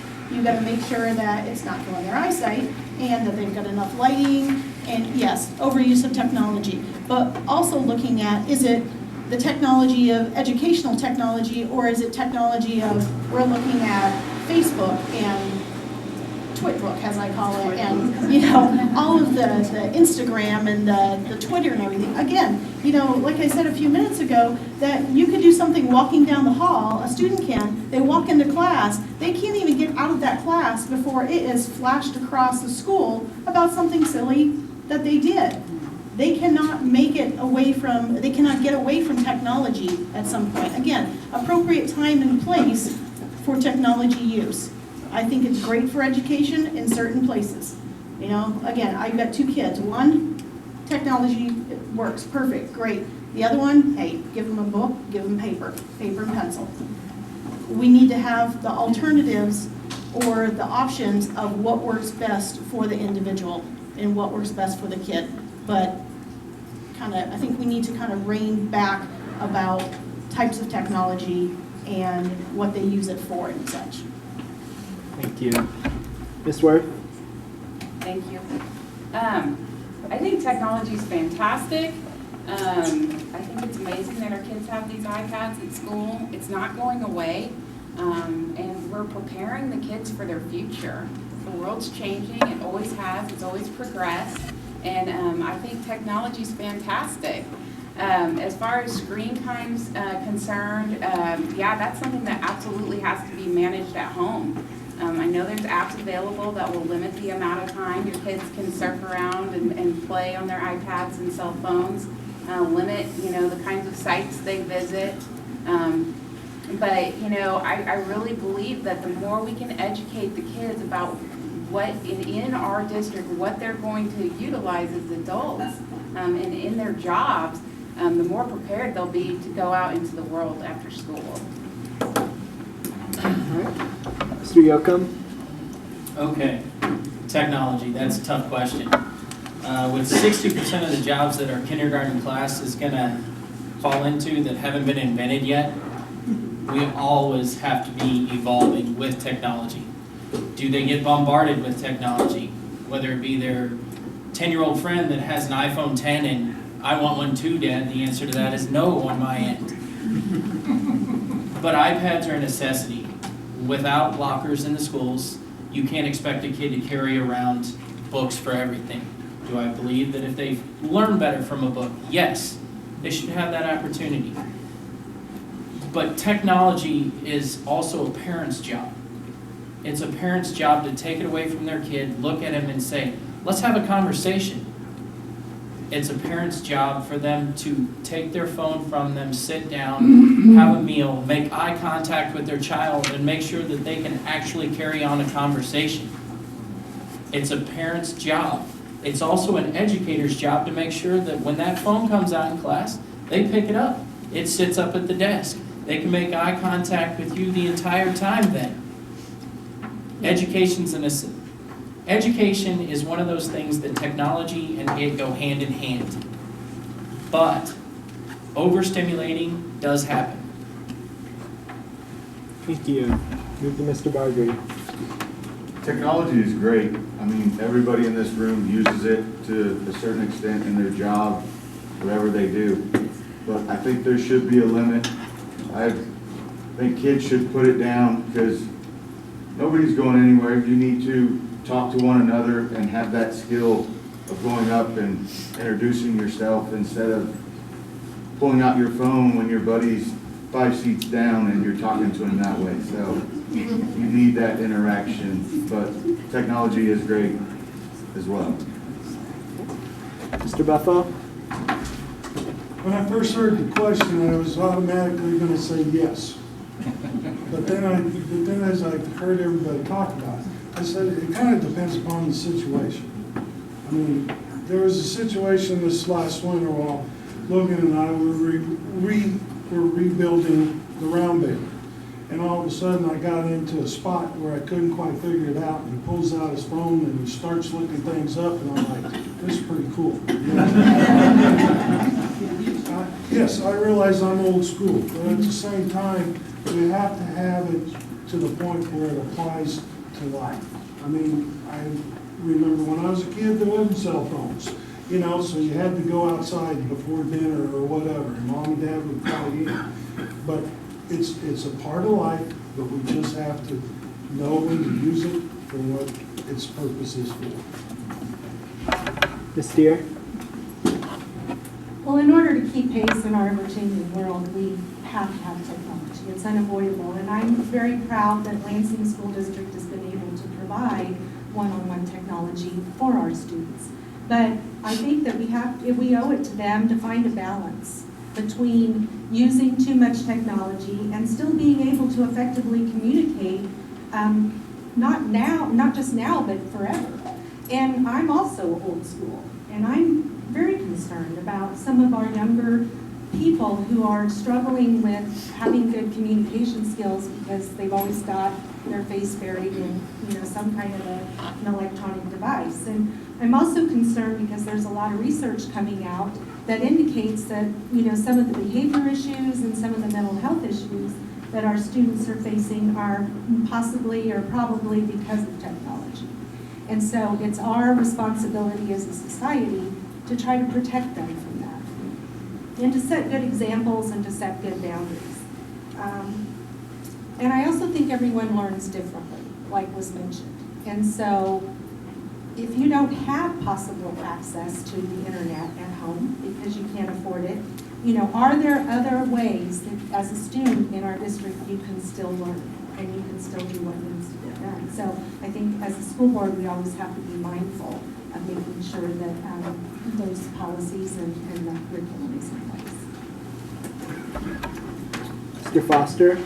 Yeah, so I don't think you can overuse technology in the classroom.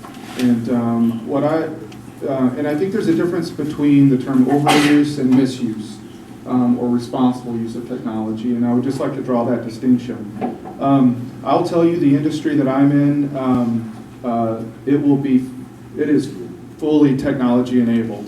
To give you an idea of some of the things that I think our kids are going to grow up and be able to accomplish, we've developed an artificial intelligent algorithm that's able to predict with high degree of accuracy someone who's going to be readmitted within 30 days after a hospital admission. We're working on an algorithm right now with the VA that will help identify veterans who are at high risk for suicide, which is a huge challenge. And those are people that without technology would continue to be behind the curtain and dying at a pace that's unacceptable. So technology is not going away. It's going to become more and more a part of our lives. I think as educators and as parents, we have the responsibility to help frame what is appropriate use and what's misuse of the technology. And I'll echo what Debbie said. I think we should be very proud of what our district has done from a technology perspective and hopefully continues to do to put the right tools in their hands so they're ready when they come to me looking for a job in the technology space. Mr. Irwin? So the best skill I learned in high school was 10th grade typing on an old typewriter, and then they switched to electric typewriter, and I'm probably one of the hardest typers So at the last school board meeting, the state assessment results came out, and it sort of was my fear, like, oh my gosh, because my daughter graduated in 2015, and she was a rock star student, and the last year, the state assessment looked pretty good.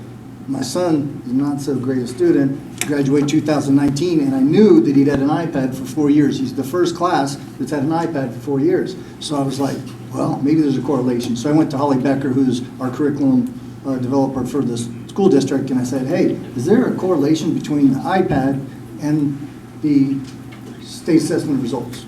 Not enough data. We don't know. So we got to look at it. And so I've been mulling this around, thinking, well, what do we do? Like, we can't stop progress. We can't stop technology. We're not going to be riding horses. So the dichotomy is this, is that, think about this. The last guy that came to repair your air conditioning, your lawn guy, Amazon, UPS, FedEx, washer and dryer, Spectrum, they all use iPads or some sort of pad to collect your money, set the appointment, and come back and change your filter or whatever they do.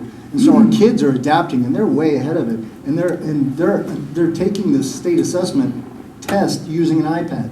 So when we, maybe back in the day, took one, we went to the library and they put us on a computer. Now you have to take it, or you're supposed to take the state assessment using the mode of education that you receive. So if you use an iPad, you use an iPad to take the state assessment. So we have to embrace the technology. I agree there's some ways that we can mitigate it. The school board and the curriculum and the principal, those folks, those experts that are reading the results, checking it every day, they're going to have to find the right balance. But we're not going to stop this technology. We're going to have to embrace it and move forward. Thank you. And Ms. McCoy. Technology. I'm not sure there's anything that I can say that not everybody here has already said. I think technology is growing. It's I don't want to say two-edged sword, but I think there's a place and a use for it. I think our students today will be using technology, and it's just going to be more and more as they grow and get out into the world. But I do think that there are some ways that we can scale back on that and teach them, like a lot of everybody said, communication skills. An example of, and it just floors me, that you're sitting at my home with all of the boys sitting in the living room watching a football game. There is no speaking that's going on, but everybody's laughing and giggling at each other because they're texting each other back and forth what they think this player is or why they don't like this, instead of talking and laughing and interacting with each other. So I have to put your phones down, put them away. I mean, and then I get the, oh, don't, why, Mom, you know. But I think there's a time and a place, and I think for them to be able to communicate out in the real world, they're going to have to learn, to speak and to talk to each other and to hold a conversation with someone. If they have to talk to their boss, they're not going to be able to, some do text their boss, but you've got to be able to speak to people.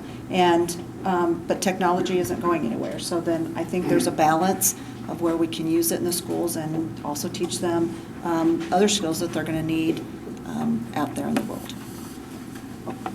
That's it. All right.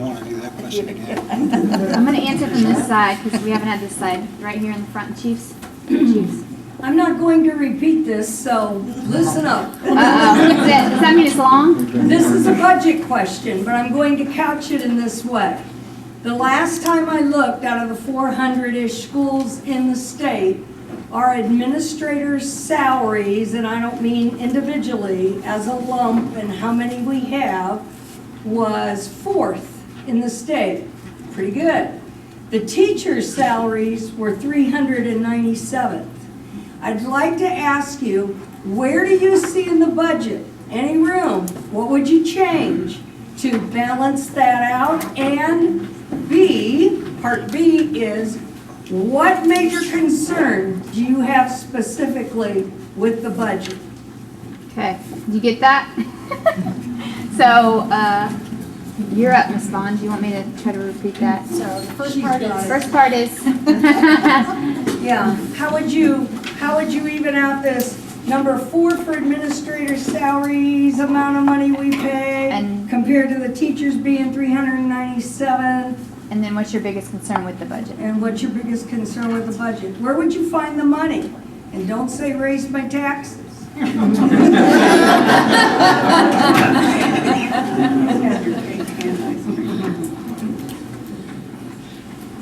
Charge more for sporting events, activity events.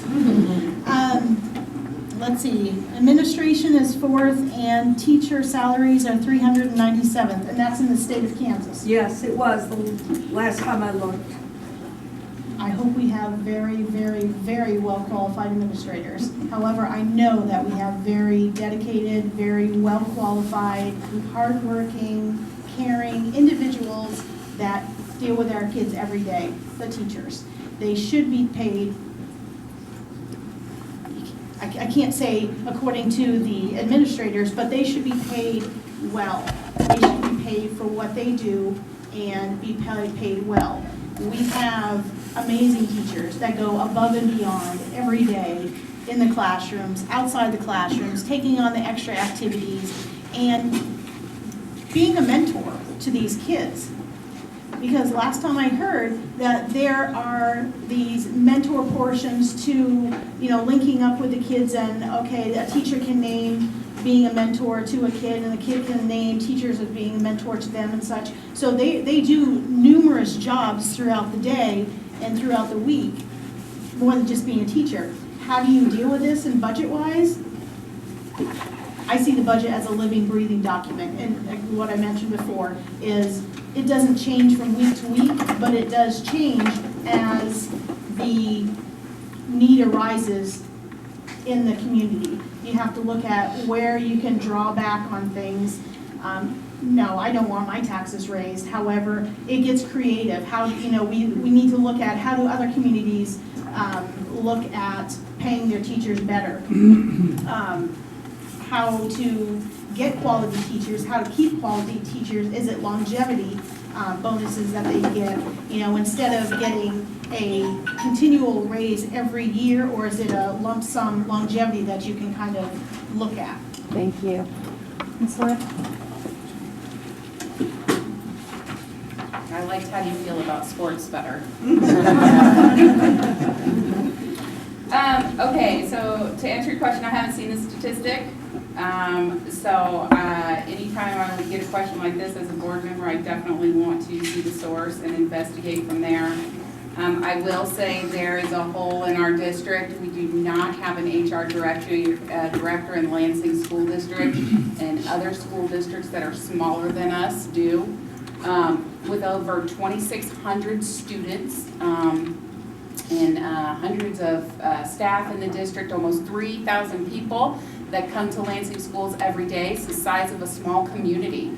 And for us not to have someone that puts processes for us in place as far as salaries, behaviors, and other HR specific situations is unfortunate. And I think we absolutely need to have that in our district. An HR director, I think, would set our district up for success in the future and protect our students and our teachers. Thank you. Okay. Again, I would agree with Ms. Worth that fact checking on everything would be the first priority. Secondly, you say don't raise my taxes. Okay, fine. Then we as leaders in the community need to create economic growth in this community. That's larger than a board question. That's a city question, that's a county question, that's a state question. So the next thing that I would say on that, and your major concern for budget and teacher salaries, pay scales. Reevaluate your pay scales, but you have to do them according to, one, what's best for students, and two, how to make sure that everybody's piece of the pie is exactly the same, okay? So when you have your scales and your teacher skills, if you want to be competitive, you have to be competitive with districts around you. You have to educate yourself with how teachers in other districts are being compensated.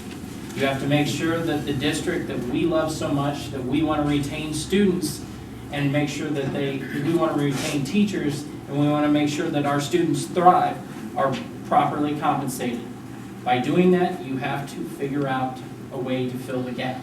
And that's not a board policy, that's more of a city, that's a state, that's a county policy to figure out how we can educate and fund better our schools. Thank you. Go down here to Mr. Bargrave. Can you pass the mic? Roy or Debbie? Yeah, I think Aaron hit it on the head with, we need to bring in, it's like for a city council, bringing in other businesses to help with certain stuff instead of putting that tax burden on the community.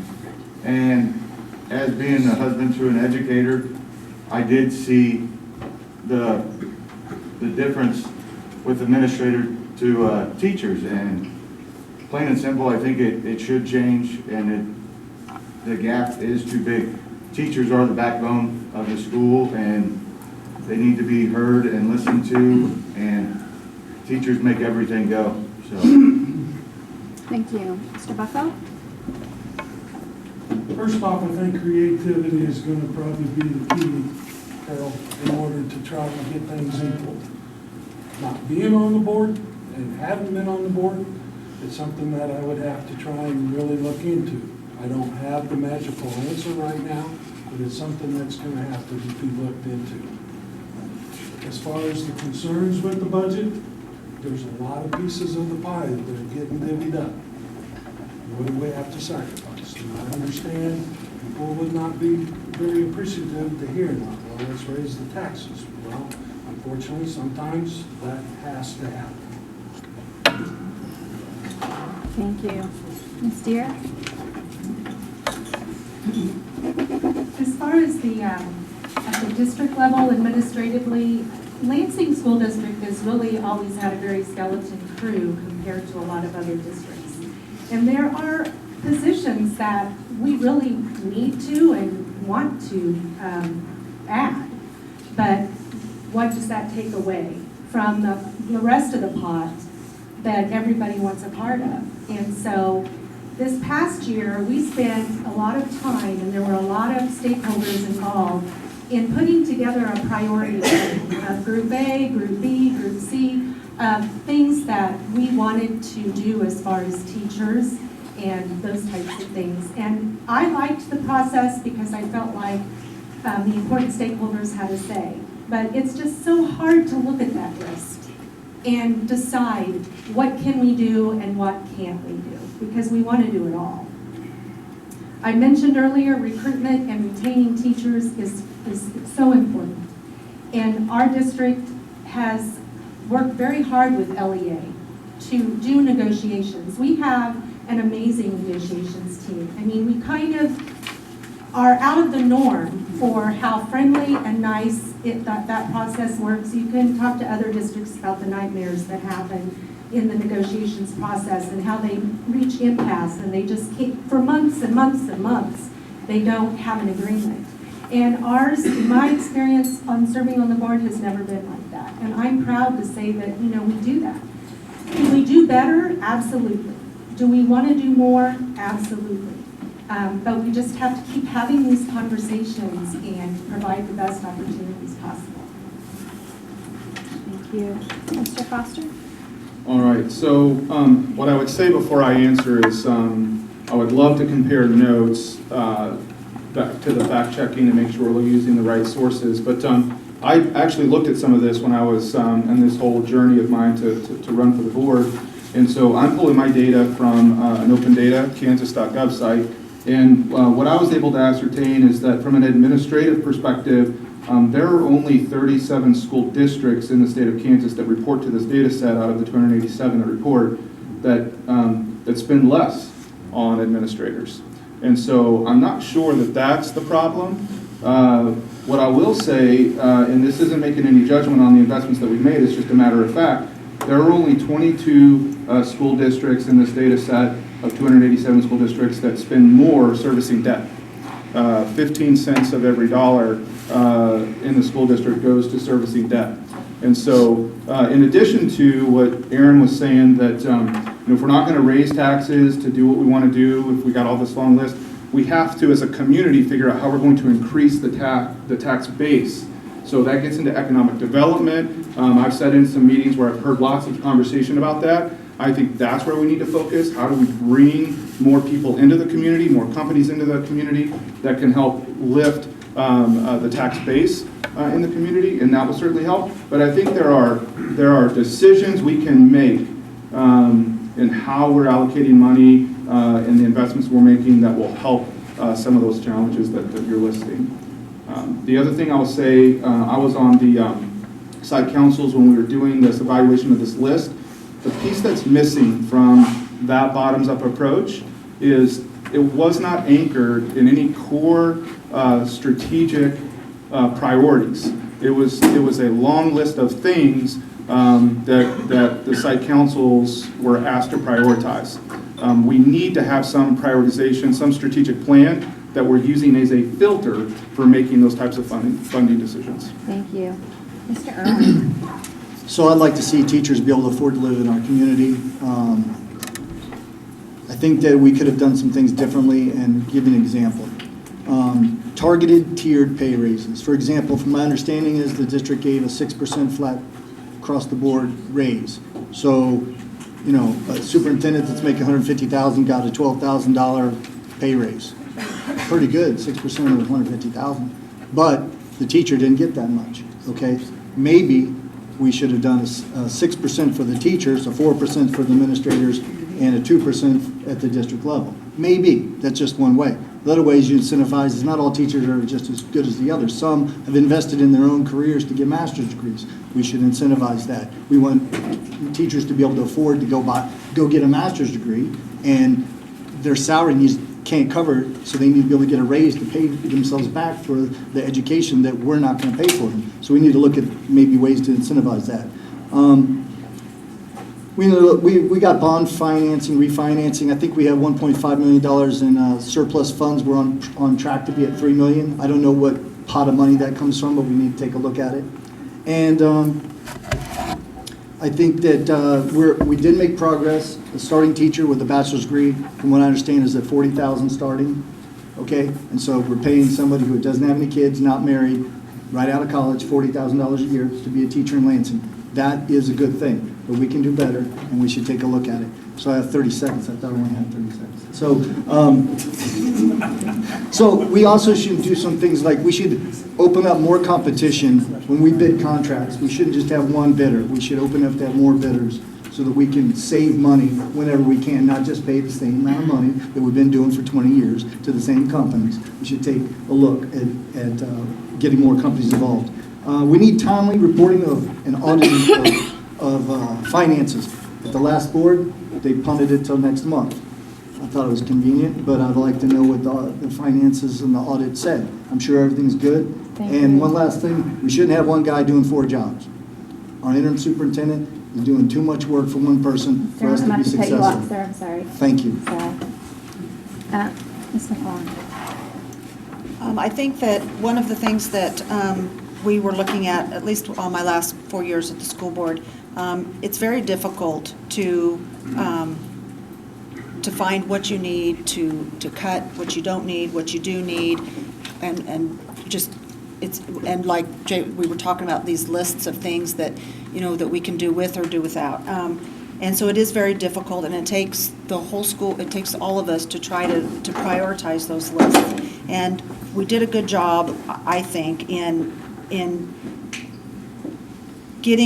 at least getting there, and at least trying to increase our cash balances. We were able to put money back into the school and do a lot of things without cutting too much. And so, I think it's one of the things that like I said, we can always do better. Debbie said that, absolutely. We can always increase and do much better, and it just takes a lot of time, and it takes, those prioritizations of trying to figure out what do we need, what do we, and what can wait. And it's a long process, and it's a hard process, and it's hard to do, and things that you don't want to do. But I think it's important to get there for our teachers especially. Thank you. And finally, Mr. Robinson. Our teachers are dedicated and they're compassionate, and in my opinion, they're the stars of the district. Oftentimes, they use their own resources to ensure a positive learning environment in their classrooms. I'm aware that there's a significant gap between what our teachers get paid and what our administrators and some district staff get paid. I understand that greater responsibility comes with greater pay, but this is a great opportunity for us. We have a new superintendent that's coming on board. Before that happens, we have an opportunity to change some things. And as a school board, I hope that we address that. We need to do a review of our pay district-wide. We need to look at all the pay.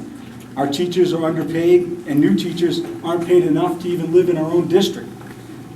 Janitors and cooks have received no significant raise lately.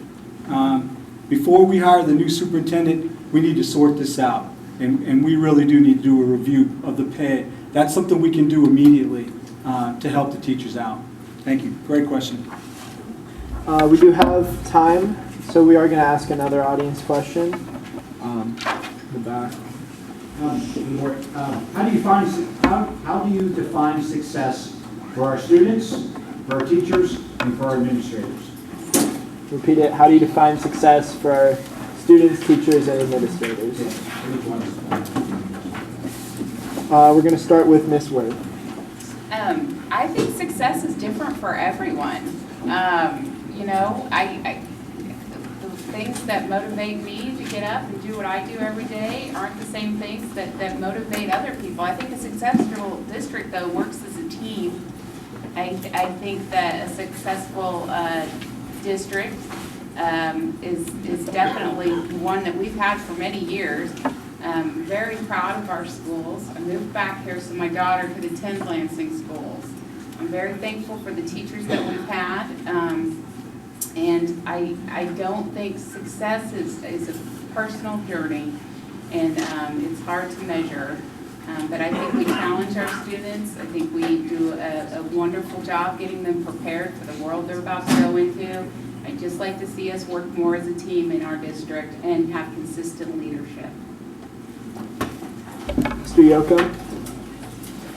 Success as a student, that would be finding one's path in life, whether it be promoting our kids and getting them ready for college and making sure that they're set for the college that they want to go to, or getting them ready for their vocational school that they're going to. But it's almost an individual success. It's making sure that they have the support from the teacher, the administrator, the staff, everybody that touches that child's life to make sure that they grow in their way to be a successful human being in their path. A successful teacher. A successful teacher is somebody that makes an impact on a student, a positive impact on a student. Each success is seen every day by a teacher, whether it's the light bulb coming on of that one kid that they were trying to reach, or it's just making sure that each kid understands that they're cared for. Those would be the individual successes that they see. As an administrator, maintaining a building and maintaining stability for your teachers, maintaining your costs, maintaining the teachers that excel and making sure that they stay in the district, and constantly motivating your staff and supporting your staff. Those would be a success for an administrator. Mr. Bargary?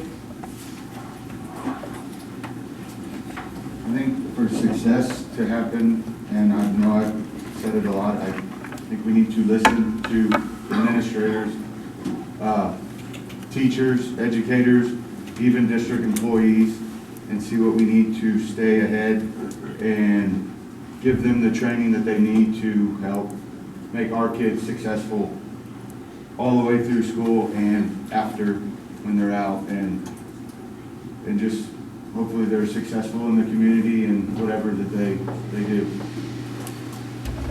Mr. Buffalo? Well, Dave and Aaron, you guys pretty much took the words right out of my mouth on that one. But I think what basically it comes down to, success is, for all three, is the community, the students, the administrators, and even the teachers. I mean, basically what I'm trying to say is starting with the kids waking up in the morning wanting to go to school. You know, make the teachers making a positive impact, and then the administrators being able to provide whatever is needed for everybody to be successful. Ms. Deere? We are successful as a district. I've sat here and listened to so many people tonight say that they've chosen to live in Lansing because of our schools. And I think that that's something that we should be very proud of, and I think we are proud of as a community. People are knocking the door down to go to school in Lansing. You know, that's a good thing. Success is something different for everyone. For me, it's always the bottom line is every decision that we make, whether it be about budgets, whether it be about staff, whether it be about prioritizing, setting goals, everything we do has to boil down to one simple thing. Are we doing it in the best interest of our kids? You know, what does this look like? We have to look at a big picture, we have to look at a small picture, and it's a huge responsibility. But I think as a community, as the school district, as a team of stakeholders that works together every day, we can do that. And we can find what the success is for every student, individually and equally. And I think we have a caring group of people here. I'm very proud to be part of this community.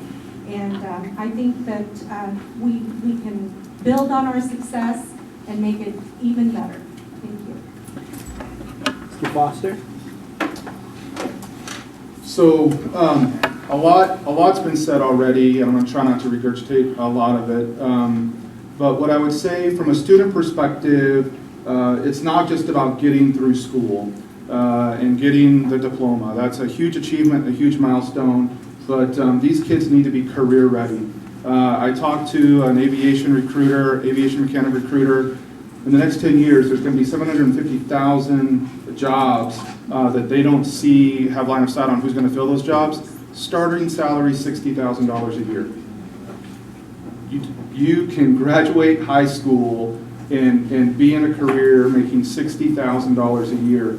I think we've got to figure out, I know we've got the framework in place, we've got to figure out how we get students into those career paths when it makes sense for them and that's what they want to go do. So from a student's perspective, being able to be career ready. From a teacher's perspective, having an environment where they feel like they can maximize their skills, their experience, their passions to get those kids ready. And they're unburdened by a lot of the obstacles that they're faced with today.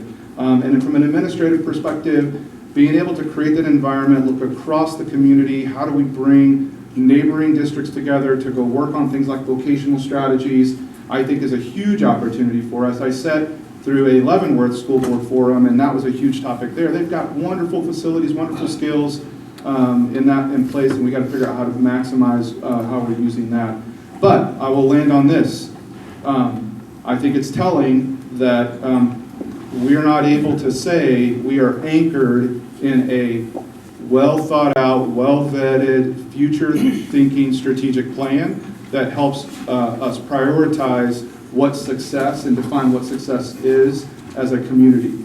Taking feedback from providers, from teachers, from administrators, and from families. Thank you. Mr. Erwin? So students should depart as a well-rounded adult, prepared academically and mentally and physically ready to basically take on whatever's available for them.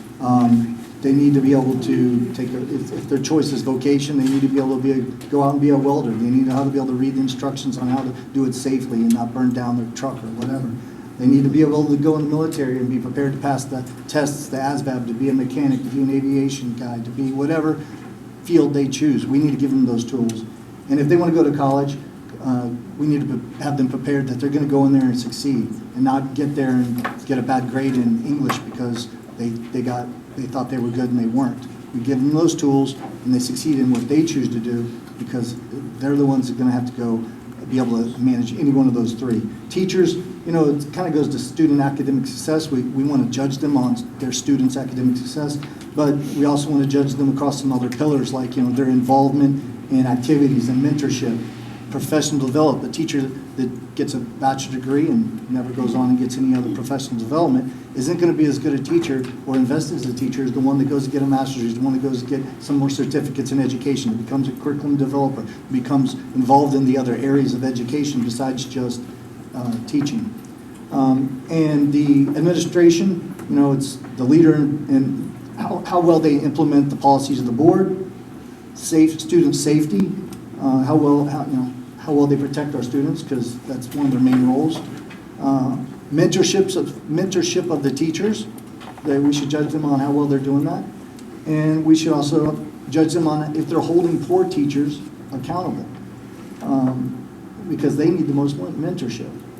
And we should then judge them on the results across all the pillars of education, and I think we can help all three of those levels. Thank you. Mr. Collin, would you like me to restate the question? No. All right.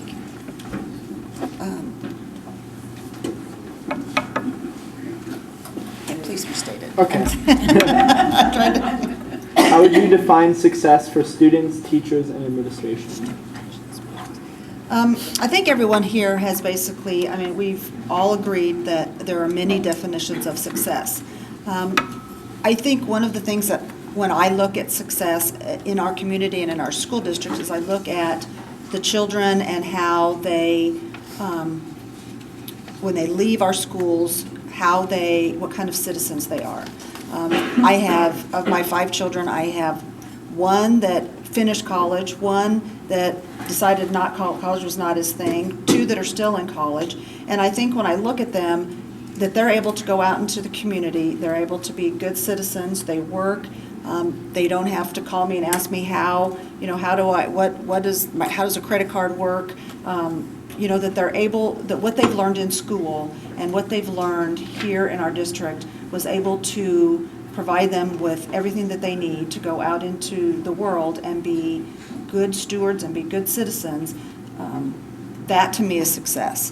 I think we've done our job when our kids and our children are good. I mean, that's what I just believe is success. Thank you. Mr. Robinson? I think if I was to ask Mr. Bresser what success for him as a teacher is that his students are successful. It's same thing for our administrators and even the lady that's serving food at the lunch table, right? They want our kids to be successful. I think Michelle said it best. We define, if we have kids that can go out into the community and be good citizens, when I'm a supervisor in my office and I can leave my office and my office can continue to work like I wasn't even there, then I know that I've been successful as their supervisor. Well, I think it's the same for the school. It's the same for the teachers and the administrators. When our kids can go out into the community and function just as well as we do, they can buy their first home or rent their first apartment. They can own their own dog and take care of it by themselves, right? I mean, all those things take responsibility, and it encompasses their life, and it helps them to be good citizens. And I think Lansing School District does this absolutely the right way. You guys have a personal investment in every student that walks through that door. It doesn't matter, we talked about diversity earlier, it doesn't matter where they come from, it doesn't matter what kind of baggage they bring with them. You guys wrap your arms around them and you love them, and that in itself is going to be successful. You're going to help raise a generation and generations to come to be successful. Thank you. And Ms. Vaughn.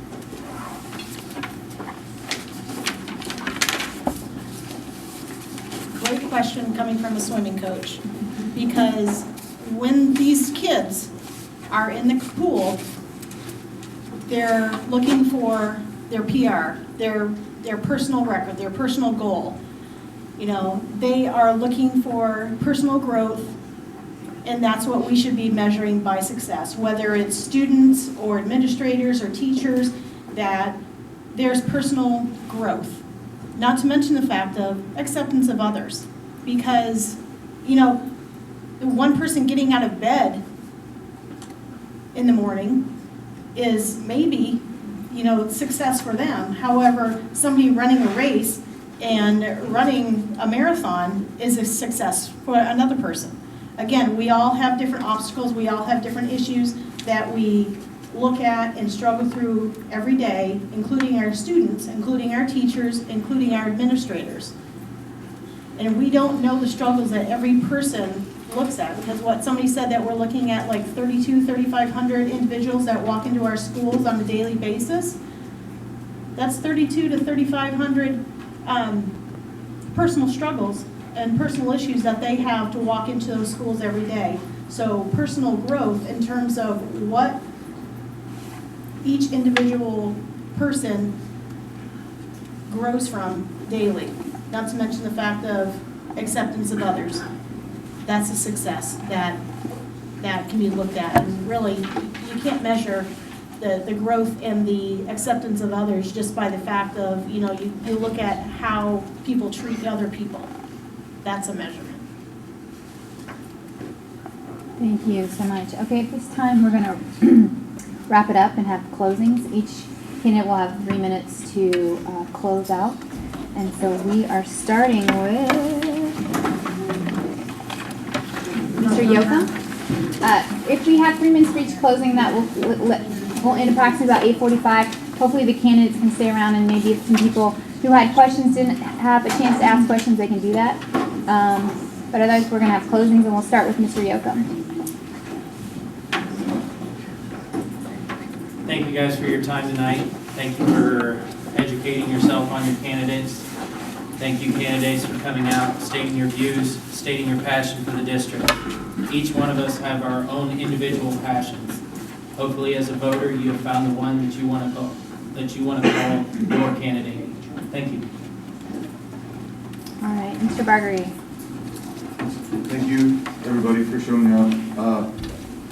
I just want to be part of something, and all these, the candidates up here, I mean, I would just enjoy getting to know you and working with you guys and going over some of all these topics that we've talked about tonight.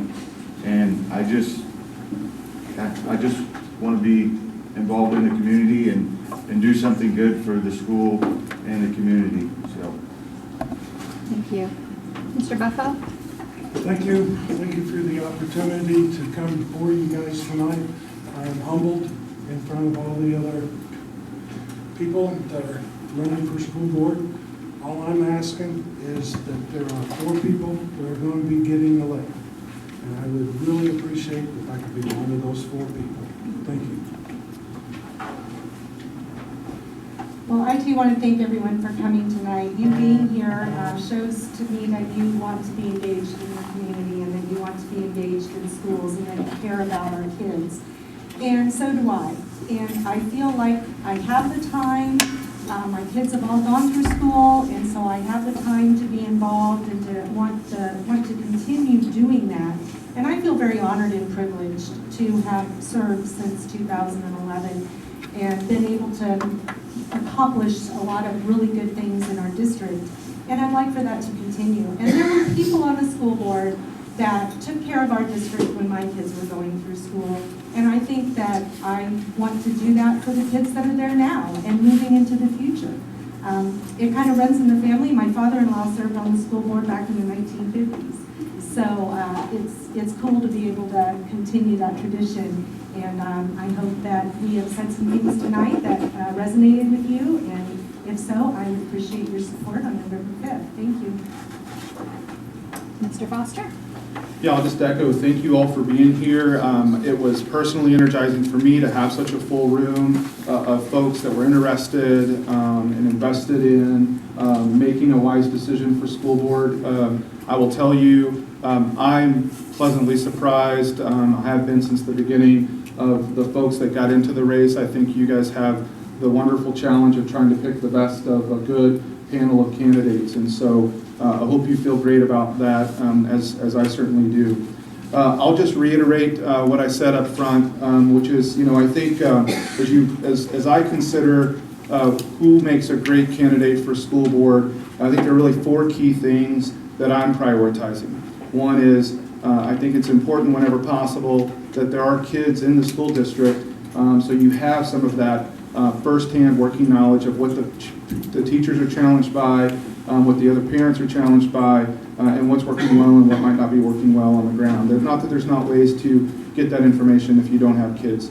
I think leadership experience is important, serving on boards, understanding how boards function, understanding that in order to have cohesion and execution and be a high-performing team, it's important to anchor around a strategy first and not have all those battles along the way.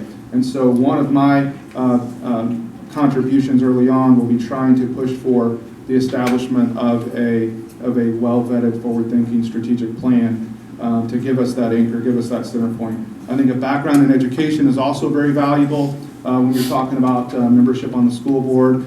And then obviously someone you can trust that will have the best interest of your kids and that aren't challenged with potentially competing initiatives in their personal lives or in their public service. So I would say that I have 3 of those 4. I don't have a background in education. There are certainly people up here that do, but I think would create a great balance, and I would appreciate your vote in November. Thank you.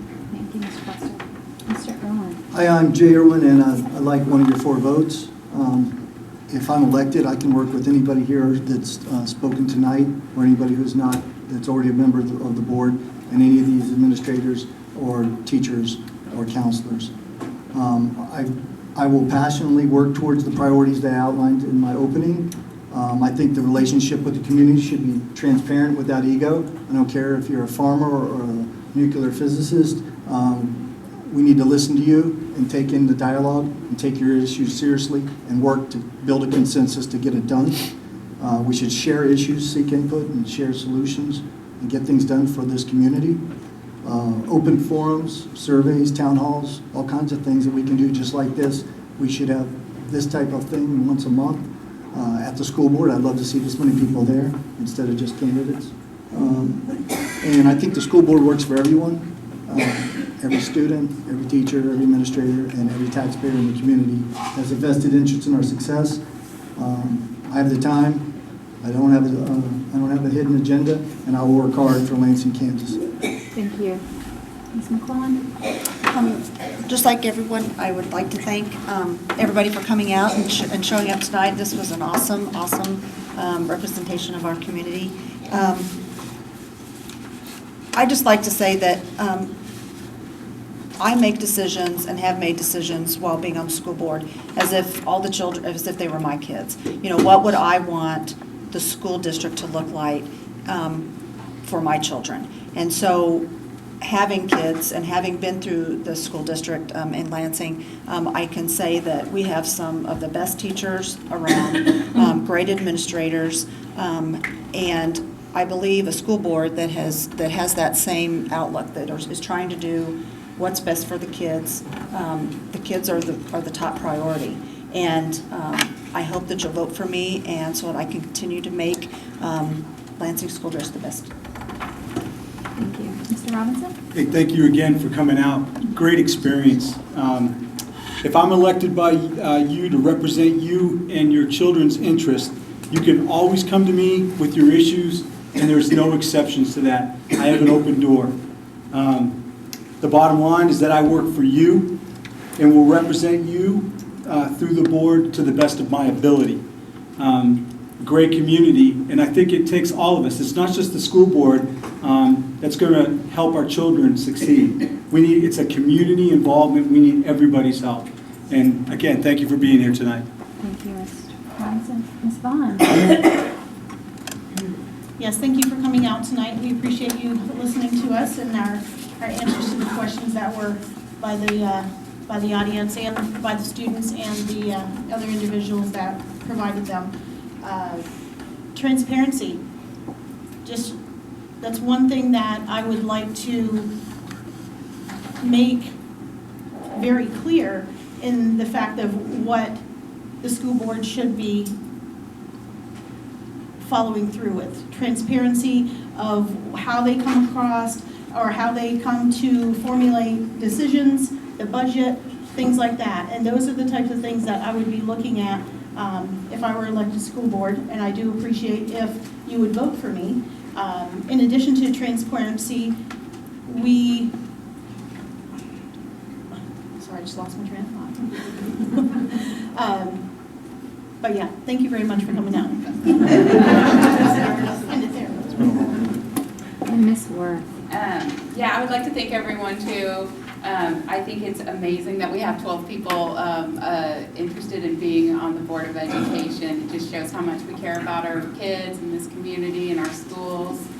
I promise if you vote for me, I'll give you 110%. In Lansing, you will not be disappointed. I will get the job done. I'll come to the meetings and I will be prepared. If you have any questions that weren't answered from me tonight, please check out my Facebook page, vote for Susie Worth, or get a hold of me after the meeting. And again, I'd really like to have your vote because Lansing kids are worth it. Thank you. Thank you. Well, I would also like to thank everyone for coming out. I'd especially like to thank my co-moderator here. Stand up, everybody. Let's go.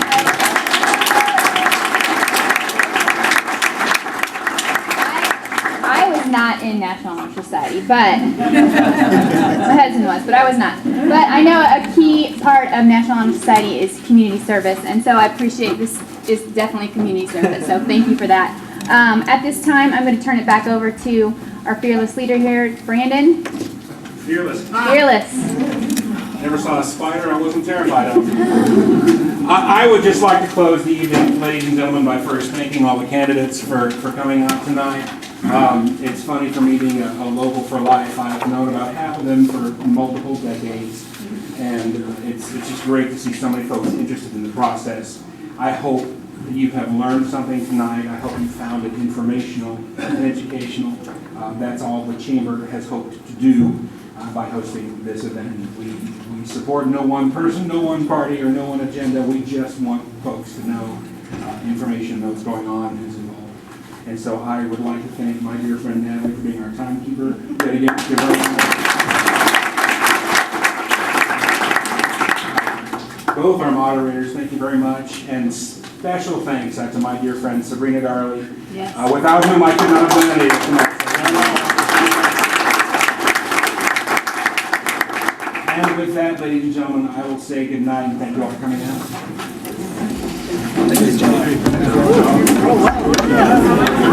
Thank you,